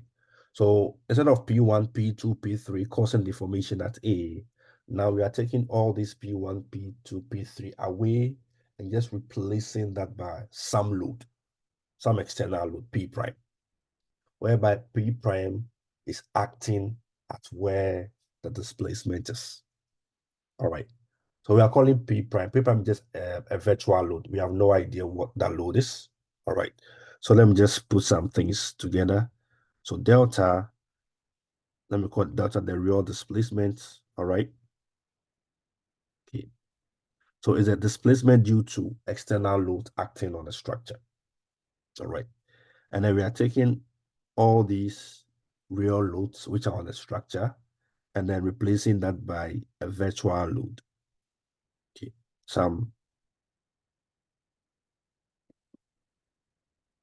and then so this is a virtual external loads. Okay, whereby this virtual load should cause the same real displacement, right? So maybe real external displacement. Okay, so that's what we are doing, all right? And now, no,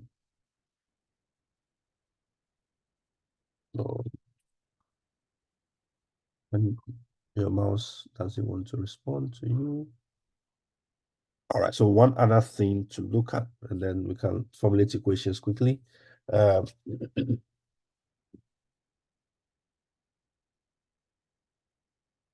so we know that anytime we have external real loads and then external, what's the name? External deformations would also have an internal displacement. All right. So this internal displacement delta that we were looking at earlier. All right. So anytime the structure deforms, there's or displaces, there's also some internal deformation that occurs. All right. So let's call that internal deformation DL. The L is simply the same as the delta I wrote earlier. All right. So this DL here is the internal displacement. Okay. And this is due to we having real what's the name? Real loads acting on the structure. All right. Now, when we come to the second case here, whereby we have replaced all these real external loads by um, a virtual load P prime, this virtual load would also have some, what's the name? Let me change the color. This would also have some virtual uh, internal forces, right? Virtual external loads will cause virtual internal forces, all right? So this virtual internal forces, we are calling it U, okay? Whereby U is equal to the virtual internal load or forces, okay? So based on this, we can formulate an equation whereby we'll compare the external loads to the external work done to the internal work done. All right. So,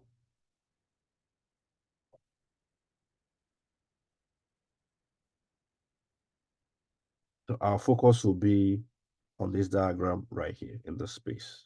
Okay.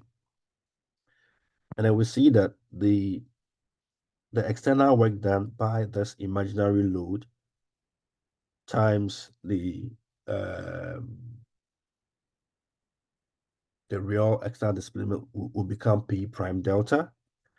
And then we have an imaginary internal load, which definitely will also cause some real deformation, which we had earlier.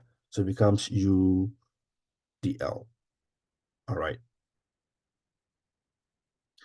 And this UDL typically would be for only one spot within the structure. So that if we want to find all the different internal loads and internal forces within the structure, then there'll be we trying to sum them up.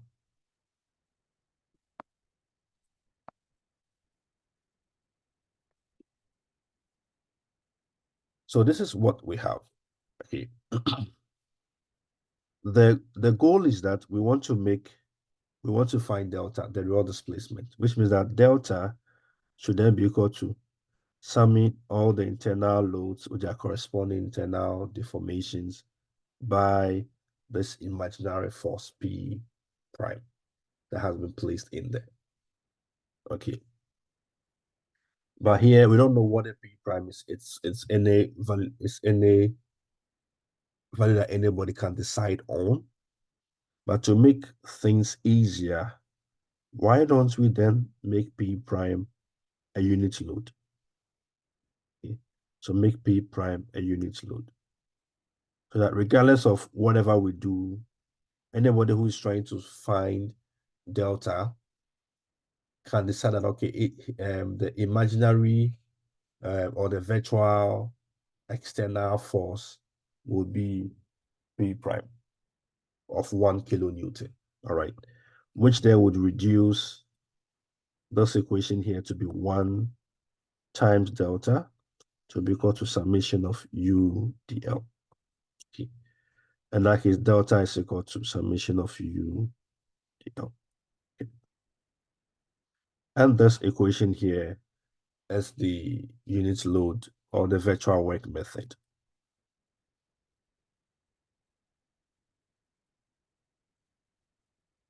Okay, whereby we place a virtual load of 1 kilonewton and I use that to find our displacement at that particular point of interest to us.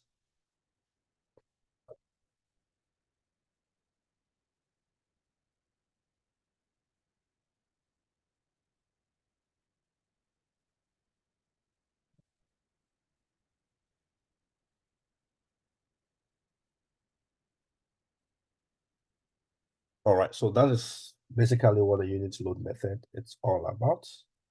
All right, so in the same way, so this is for displacement.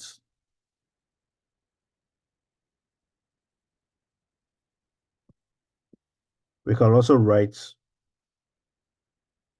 this equation in terms of moments. All right, whereby if you have a virtual moment m prime times its corresponding rotation, it's simply going to be a summation of the work done, the internal work done. Sorry, the internal work done due to the moment, and then times the what's the name? The internal displacement. All right. So that if your virtual moment m prime is equal to 1, then we'll end up with the same approach as we had here. Or do I keep writing this here? Okay. So theta will be your real rotation. U theta will be your virtual internal rotations. And then your DL will be your real internal displacement. Okay. These equations are a bit more general. We'll just simplify that for trusses and then for frames. Sorry. So now let's look at trusses. So for trusses, we are looking at the method of virtual work or the unit load method. It's the same thing.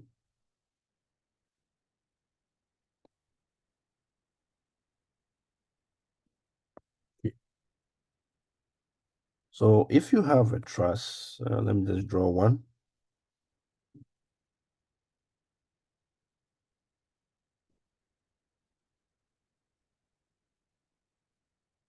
All right, and then these are the supports. Okay. So let's focus on the point here, B. Okay. And then we have these loads, these real loads applied on the truss. Okay.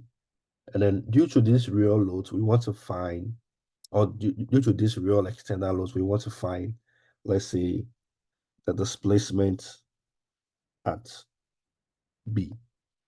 Maybe due to the fact that we have these loads on the structure, our frame might deflect something like this. Maybe it deflects down this way. All right, so this may be the deflection of a frame. All right, it has this funny deflected shape like that. So we want to find the deflection at B, delta B. Okay. So our interest is finding delta B. And then how do we approach that? Okay. Now, when we look at trusses, deformation in trusses occur based on a number of factors.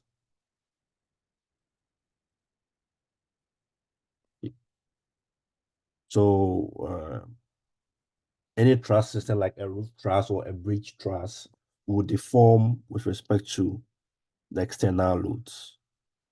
So if you have any loads on the structure, it can lead to deformation. Also, if you use materials which are susceptible to temperature variations, then when the temperature changes, that can also lead to deformation of the truss. So that if you have, let's say, a steel bridge, for example, which is a typical truss system, like the Adobe bridge, for example, it means that that temperature variation can lead to the deformation of the truss. And then we can find the deformation at various points on the truss. The other thing can also be fabrication error. Okay. So during the making of the steel member or during the connecting of the steel members together, maybe during the bolting or during the nut or the welding process, you can have the case whereby errors can lead to some deformations in the structure. Okay. So the way, going back to the truss, if we have this naming, let's say A, B, C, D, E, and F, we can pretty much find deformations at any of these points. All right. Typically for A and D, they'll be zero because they are supports, right? But deformations for B, C, F, and E might not be zero. And the deformations can be either horizontal or vertical. Please take note. So here, the displacement can be vertical or horizontal. Okay. So your point B can actually displace both down and maybe or maybe move up. All right. Vertical is up and down, and then horizontal is left or right, or yeah, displacement. Okay. So now let's rewrite.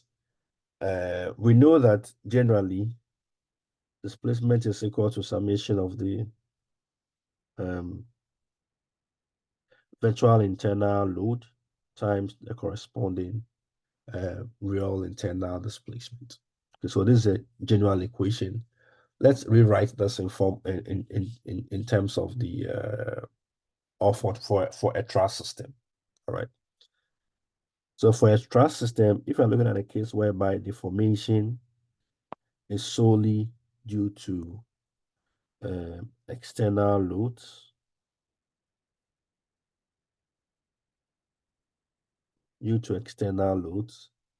then um,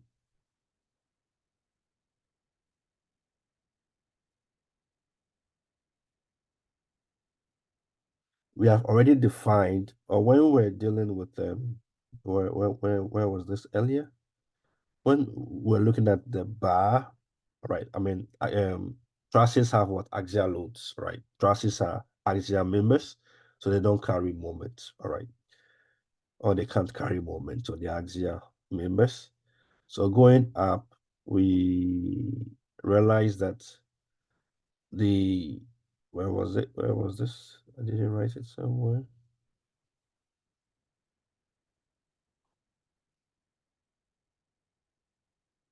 Yeah. So the internal deformation delta here,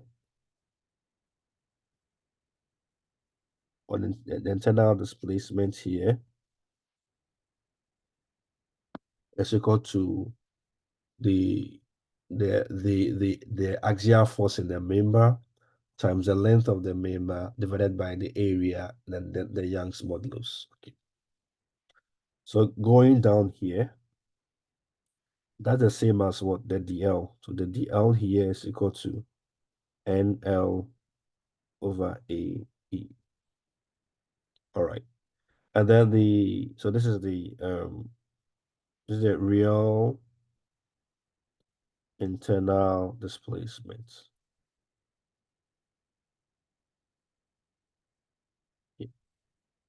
Then we have the U, where the U is supposed to be the virtual internal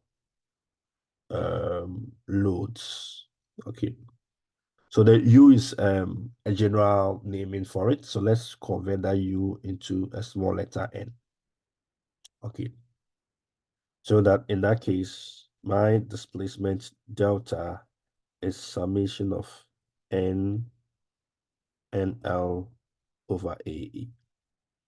And this becomes the equation to find displacement at a particular point on the structure. Yeah. So here, this delta here is supposed to be the external displacement.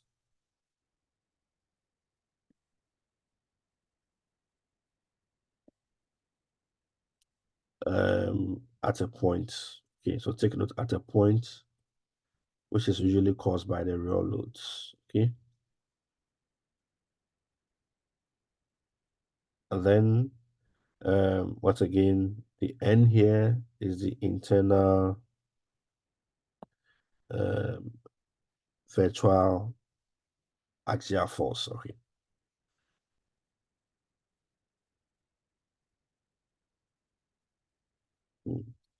And this is caused by the P prime, but this is our P prime is a unit load. Okay, so just take note. And then the N is supposed to be the internal real axial forces, which are caused by real loads. Then the L is the length of the member.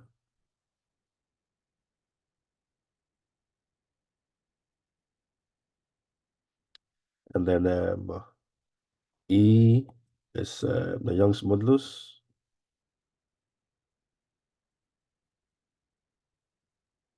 And then which one again? The A is the cross-sectional area.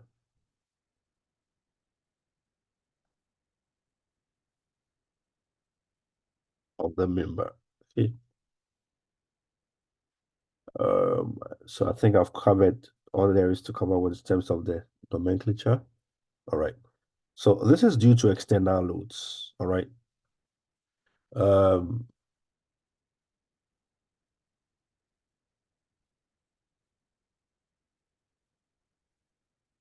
if it's due to temperature changes, okay. So for temperature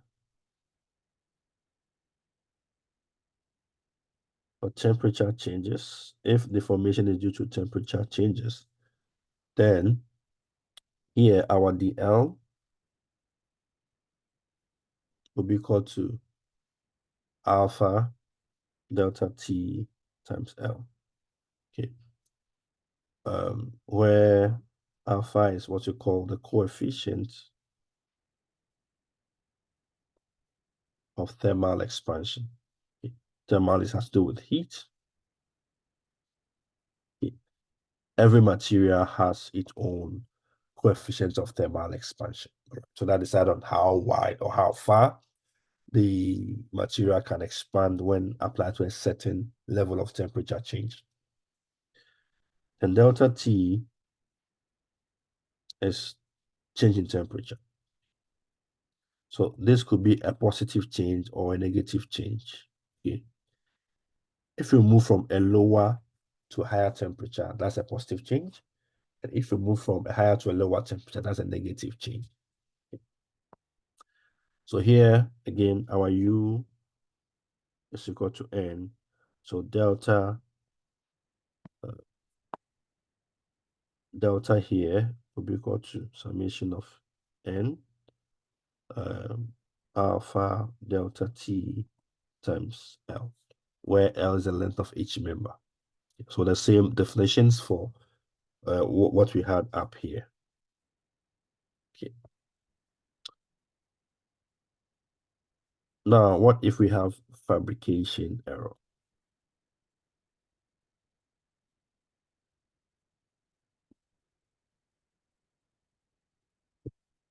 So with that one, our DL is simply changing the length because that's what happens, right? When you are doing fabrications, you can mistakenly reduce or elongate the length of your member. Okay.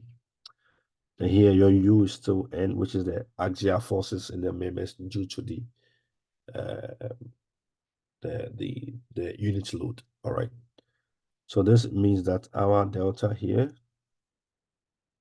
is equal to summation of N delta L, right? Where delta L is the change in the length.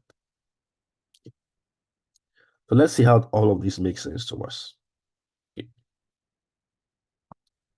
Let's look at an example to it. Then I can use that to explain everything that we've looked at so far. Okay. So let's have the simplest of trusses we can. So the simplest truss is a triangular truss, right? That's a stable or a perfect truss. Let's have this truss system. Okay. Have support at these ends. Let me label it A, B, and C. Okay. So let me apply some horizontal load at C, a 4 kilonewton load at C. All right. So these are my dimensions. Uh, this is 4 meters, 4 meters, and then this height here is 3 meters. Okay. Now, what this means is that uh, let's say um, determine vertical displacement at or of joint C. Let me put it that way. Okay. Due to external loads. Okay. Deformations or displacements in trusses can happen due to a number of factors. One is external loads. Others are what's the name? Um, temperature changes or fabrication error. Okay. So what this means that assuming I have this as my section, this is maybe how the deformed shape could look like. So I'm looking for this deflection right here. So I'm looking for this deflection right here, delta CV. So delta CV, or to make things easier, delta CV. I think it's a better approach. Okay, so is the vertical dip. So the V is for vertical, and then delta is the deflection, and then C is the point, the joint at C. All right. So what do we do? The area of each member is giving us 400 millimeters squared, and then the Young modulus is giving us 200 GP. So here are the steps. Let me just see if I can just get it from somewhere, and then just bring it here.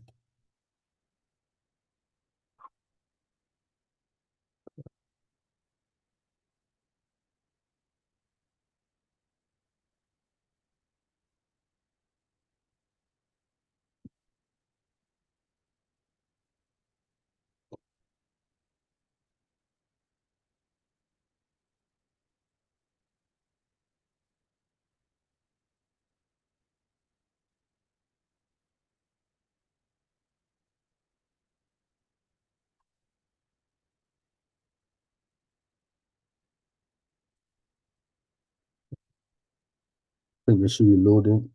Is it coming as a picture? Oh no, I don't want as a picture, so let me take it off. Mm,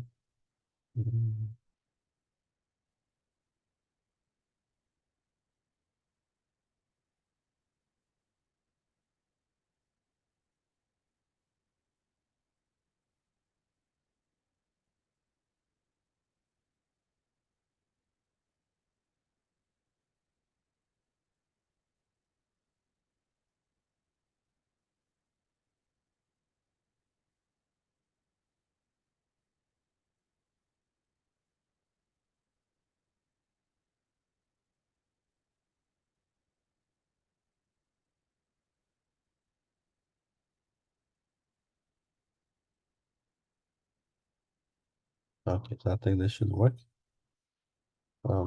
Just give me a second, and then we can go back. Okay, so great. All right. So I think this. So these are the steps that I need. So basically, oops, why did it delete again? Okay. So we know that to find delta CV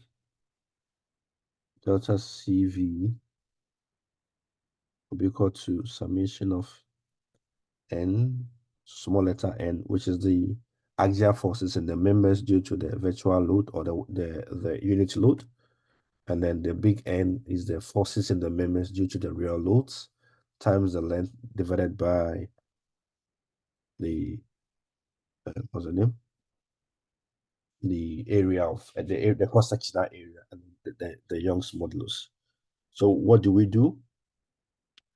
So we find the axial forces in the members. All right, due to the real loads. Then we also find the axial forces in the members due to the virtual load. In this case, the 1 kilonewton Newton load. And then we find the length of the members and also the area of each member. Then we sum all of these things up to determine the displacement at C, or the vertical displacement at C. So for step one, what do we do? So we take the structure as it is. So at this point, we need to review our trusses from basic structures. So this is what we have, A, B, and C. So we can use method of joins to find our reactions and all of that, and then find our what's the name? Find our forces in the members. So here we are finding n. So there'll be n1, n2, n3, or maybe we can find NAB, NBC, and then NAC. All right, so these are the forces in the members, right, due to the real loads. So these are due to real external loads. Okay. So how do we do this? If you, if you had to do all of that, you can divide this into two. You can find the angle over here. This is 3 meters. Oh, this is 4. This is 4 meters, 4 meters.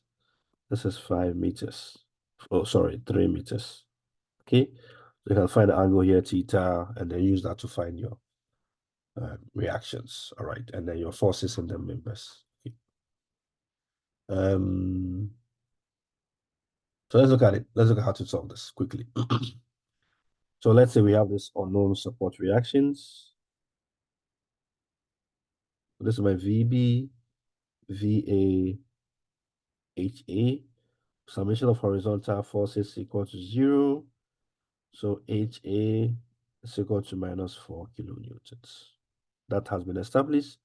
Summation of forces in the y direction is equal to 0. So it becomes VA plus VB is equal to 0.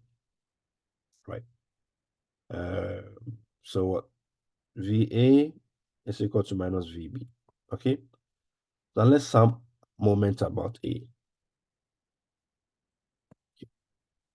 So that would be VB times 8 minus the 4 times 3, which will give us 0. So our VB here will become 1.5 kilonewton. Then that makes our VA minus 1.5 kilonewtons. I'm assuming that at this point, we all know how to find these things, okay? So now let's take joint A.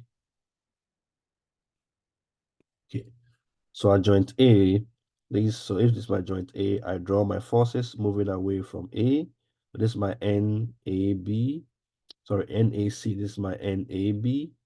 I have these external. So for the external loads, we don't change the directions. We maintain them as they are. So this is minus 4, and this is what? Minus 1.5. I mean, these are our V and HA. So HA and then VA. Okay. This angle theta can easily be found. Cos theta will be equal to 4/5. Sine theta will be equal to 3/5. All right, if you go with this approach, this is theta. Yes, oops. This is theta.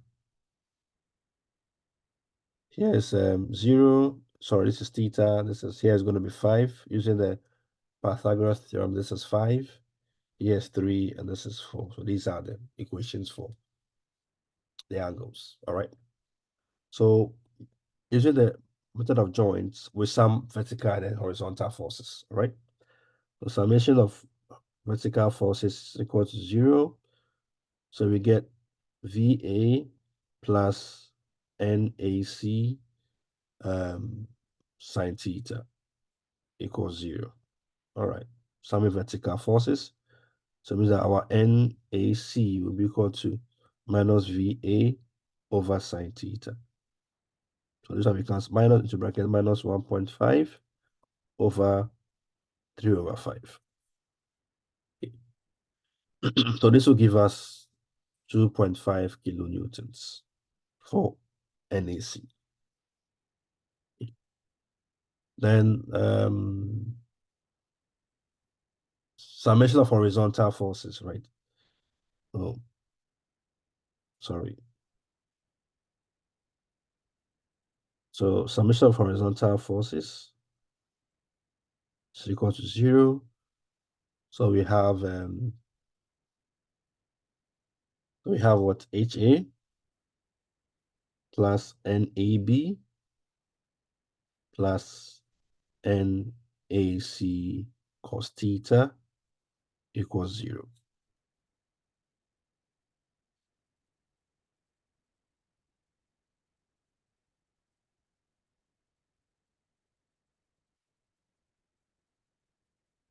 So here becomes minus 4 plus NAB, which we don't know, plus 2.5 cos theta.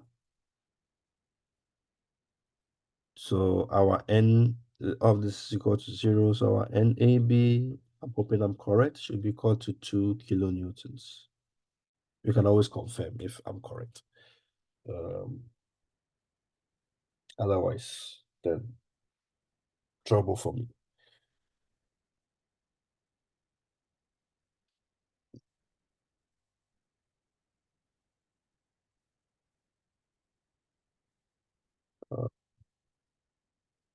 2.5 times cos theta is what? 4/5. So that is 2. Minus 4 minus 2 plus 2 give us 2 minus 4. Yeah, so yeah, so I'm correct. Okay. So now we have our NAC. We know our NAC. Also know our NAB. All right. The next thing to find is to get what? So we know NAC, NAB. Now we need to find NBC. Okay. So to find NBC, we'll take joint B. So at joint B, this is what we have. This is our NBC and then NAB. So this is our joint B. And we have this reaction V. Okay. So here, because we want to find what NBC, so we do with summation of vertical forces. That should give us our answer. So VB plus NBC sine theta equals 0. All right. So our NBC will be equal to minus VB over sine theta. That will be minus 1.5 over sine theta is what? 3 over 5. Okay. So this will give us minus 2.5 kilonewtons. Okay. So now we have these are N values. Okay. And these are due to what? The real loads. Okay. This NAB, NBC, NEC are due to the real loads. The next one, which is our step 2, I'm almost through. This is our step 2, would be, so we take the same structure as we had earlier. Let me just see if I can copy this. Oops, what's wrong with my mouse? Okay, let me try it again and see. Okay, let me just draw. I don't know why it's not trying to pick up. Okay.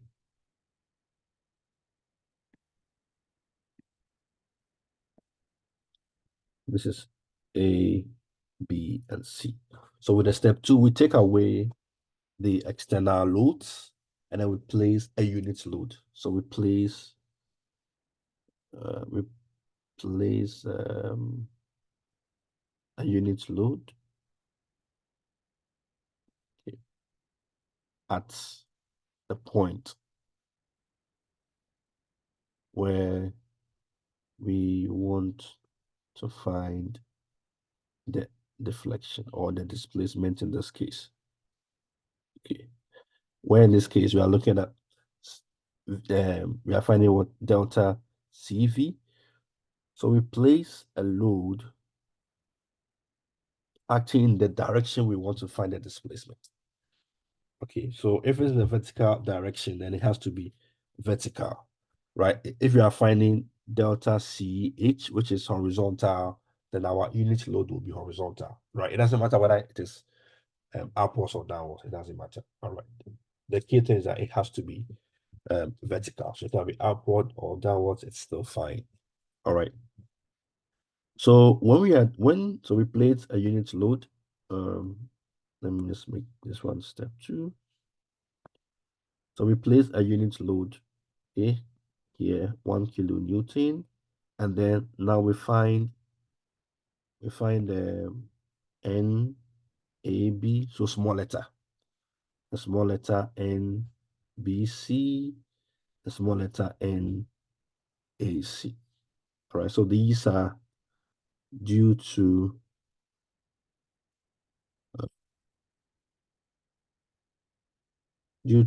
uh, external virtual unit load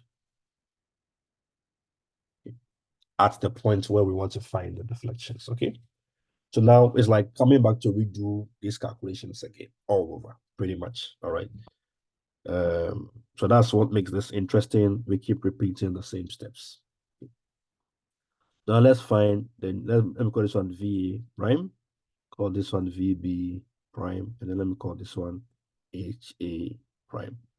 The summation of horizontal forces equals 0, so HA prime is 0. Summation of vertical forces equals 0, so VA prime plus VB prime will be equal to 1. Okay, the 1 kilonewton load. Okay, so let's take a moment. Let's take a moment about what's the name? About A. All right, it's equal to 0, so it becomes VB prime times what's the length? What's happening to my mouse? I think the mouse is acting up. Okay, let me turn it off. Hopefully it stops. Okay, turn the mouse. Um, okay. So it becomes VB prime times 8 minus 1 times 4 equals 0. So VB prime is equal to 0.5, which is the same as VA prime. If you do the calculations, great. Okay. So now we can look at joint A again. So we take joint A. So joint A, this is what we have for joint A. So VA prime, VHA prime is 0. So we don't need to bring it if we want. Here, we want to find NAB, and then, so this is NAC. NAC, NAB. Okay. This angle is theta.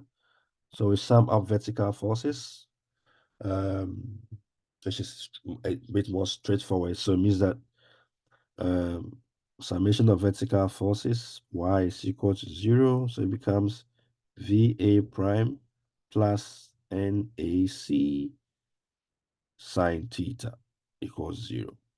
So NAC will be equal to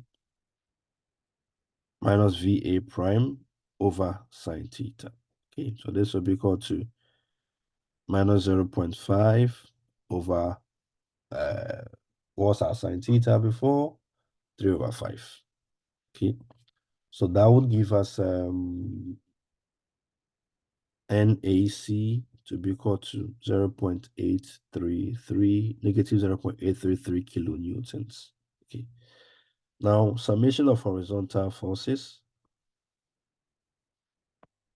is equal to 0. So it becomes NAB plus NAC cos theta.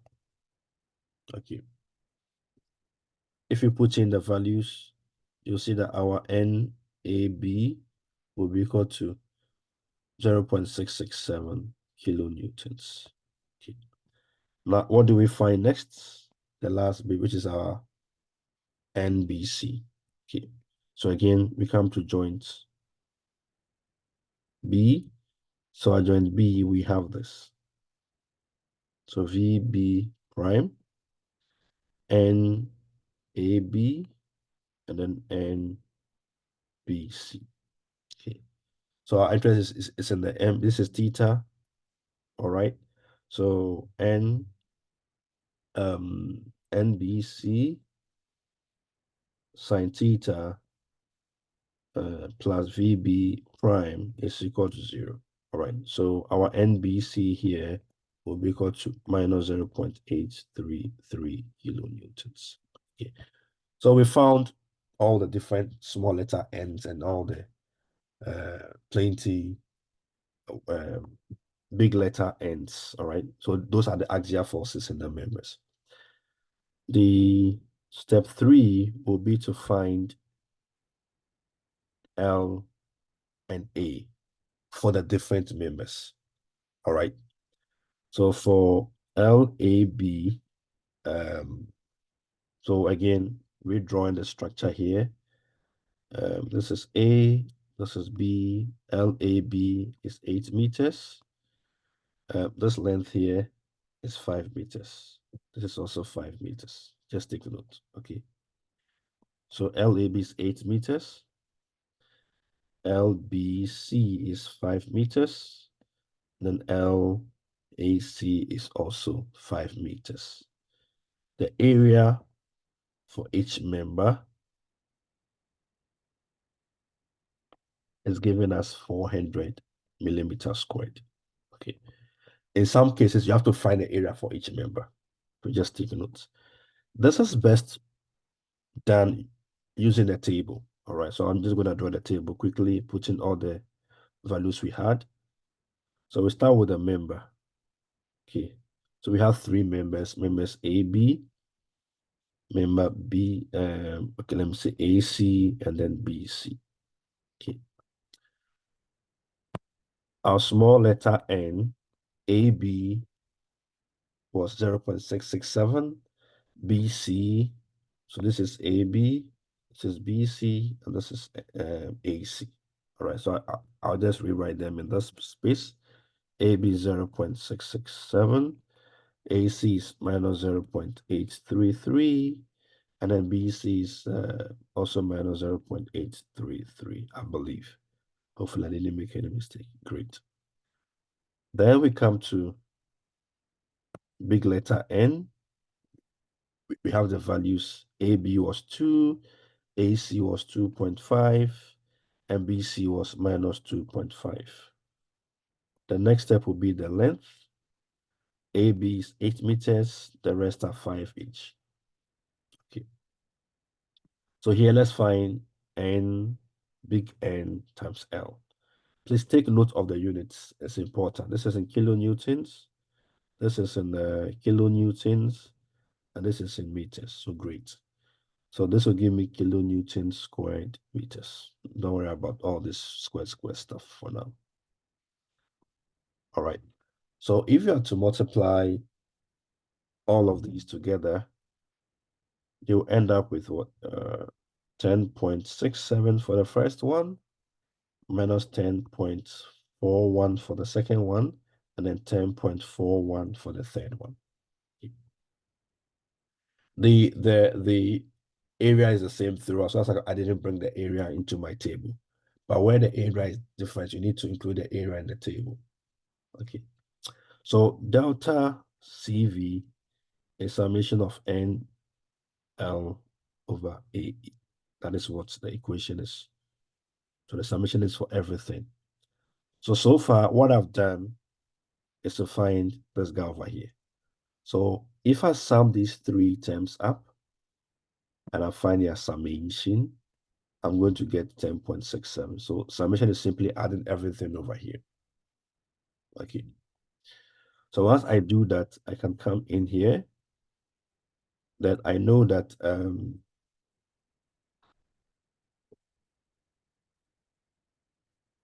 so this becomes 10.67 over AE. All right. So the area for each one is 400 millimeters squared. So we need to convert the area from millimeter squared to meter squared. So it becomes 400 times 10 exponent minus 6 meters squared. The E is also giving us 200 GPa, and that will be 200 times 10 exponent 6 kilonewtons per meter squared. So that this becomes 10.67 over 400 times 10 exponent minus 6, then 200 times 10 exponent 6. Okay. And this will give us an answer of 0.00, another 0 again, 133 meters. Okay, which then can be changed into 0.133 millimeters. Okay, so this is how much the joint at C deflects downwards. Okay, it deflects by 0.113 millimeters. And how much is it upwards or downwards? The only way you can tell is by what direction you chose your unit load to be in. Okay, so this unit load, what direction did you choose it to be in? Since you chose it to be downwards and you got a positive answer, it simply means that the deflection is in the same direction as the load, so downwards. If you had a negative answer for your displacement at C, then it means that your displacement, it is opposite the direction you chose your load to be in. That's what it means. Okay. And yeah. So that's about it.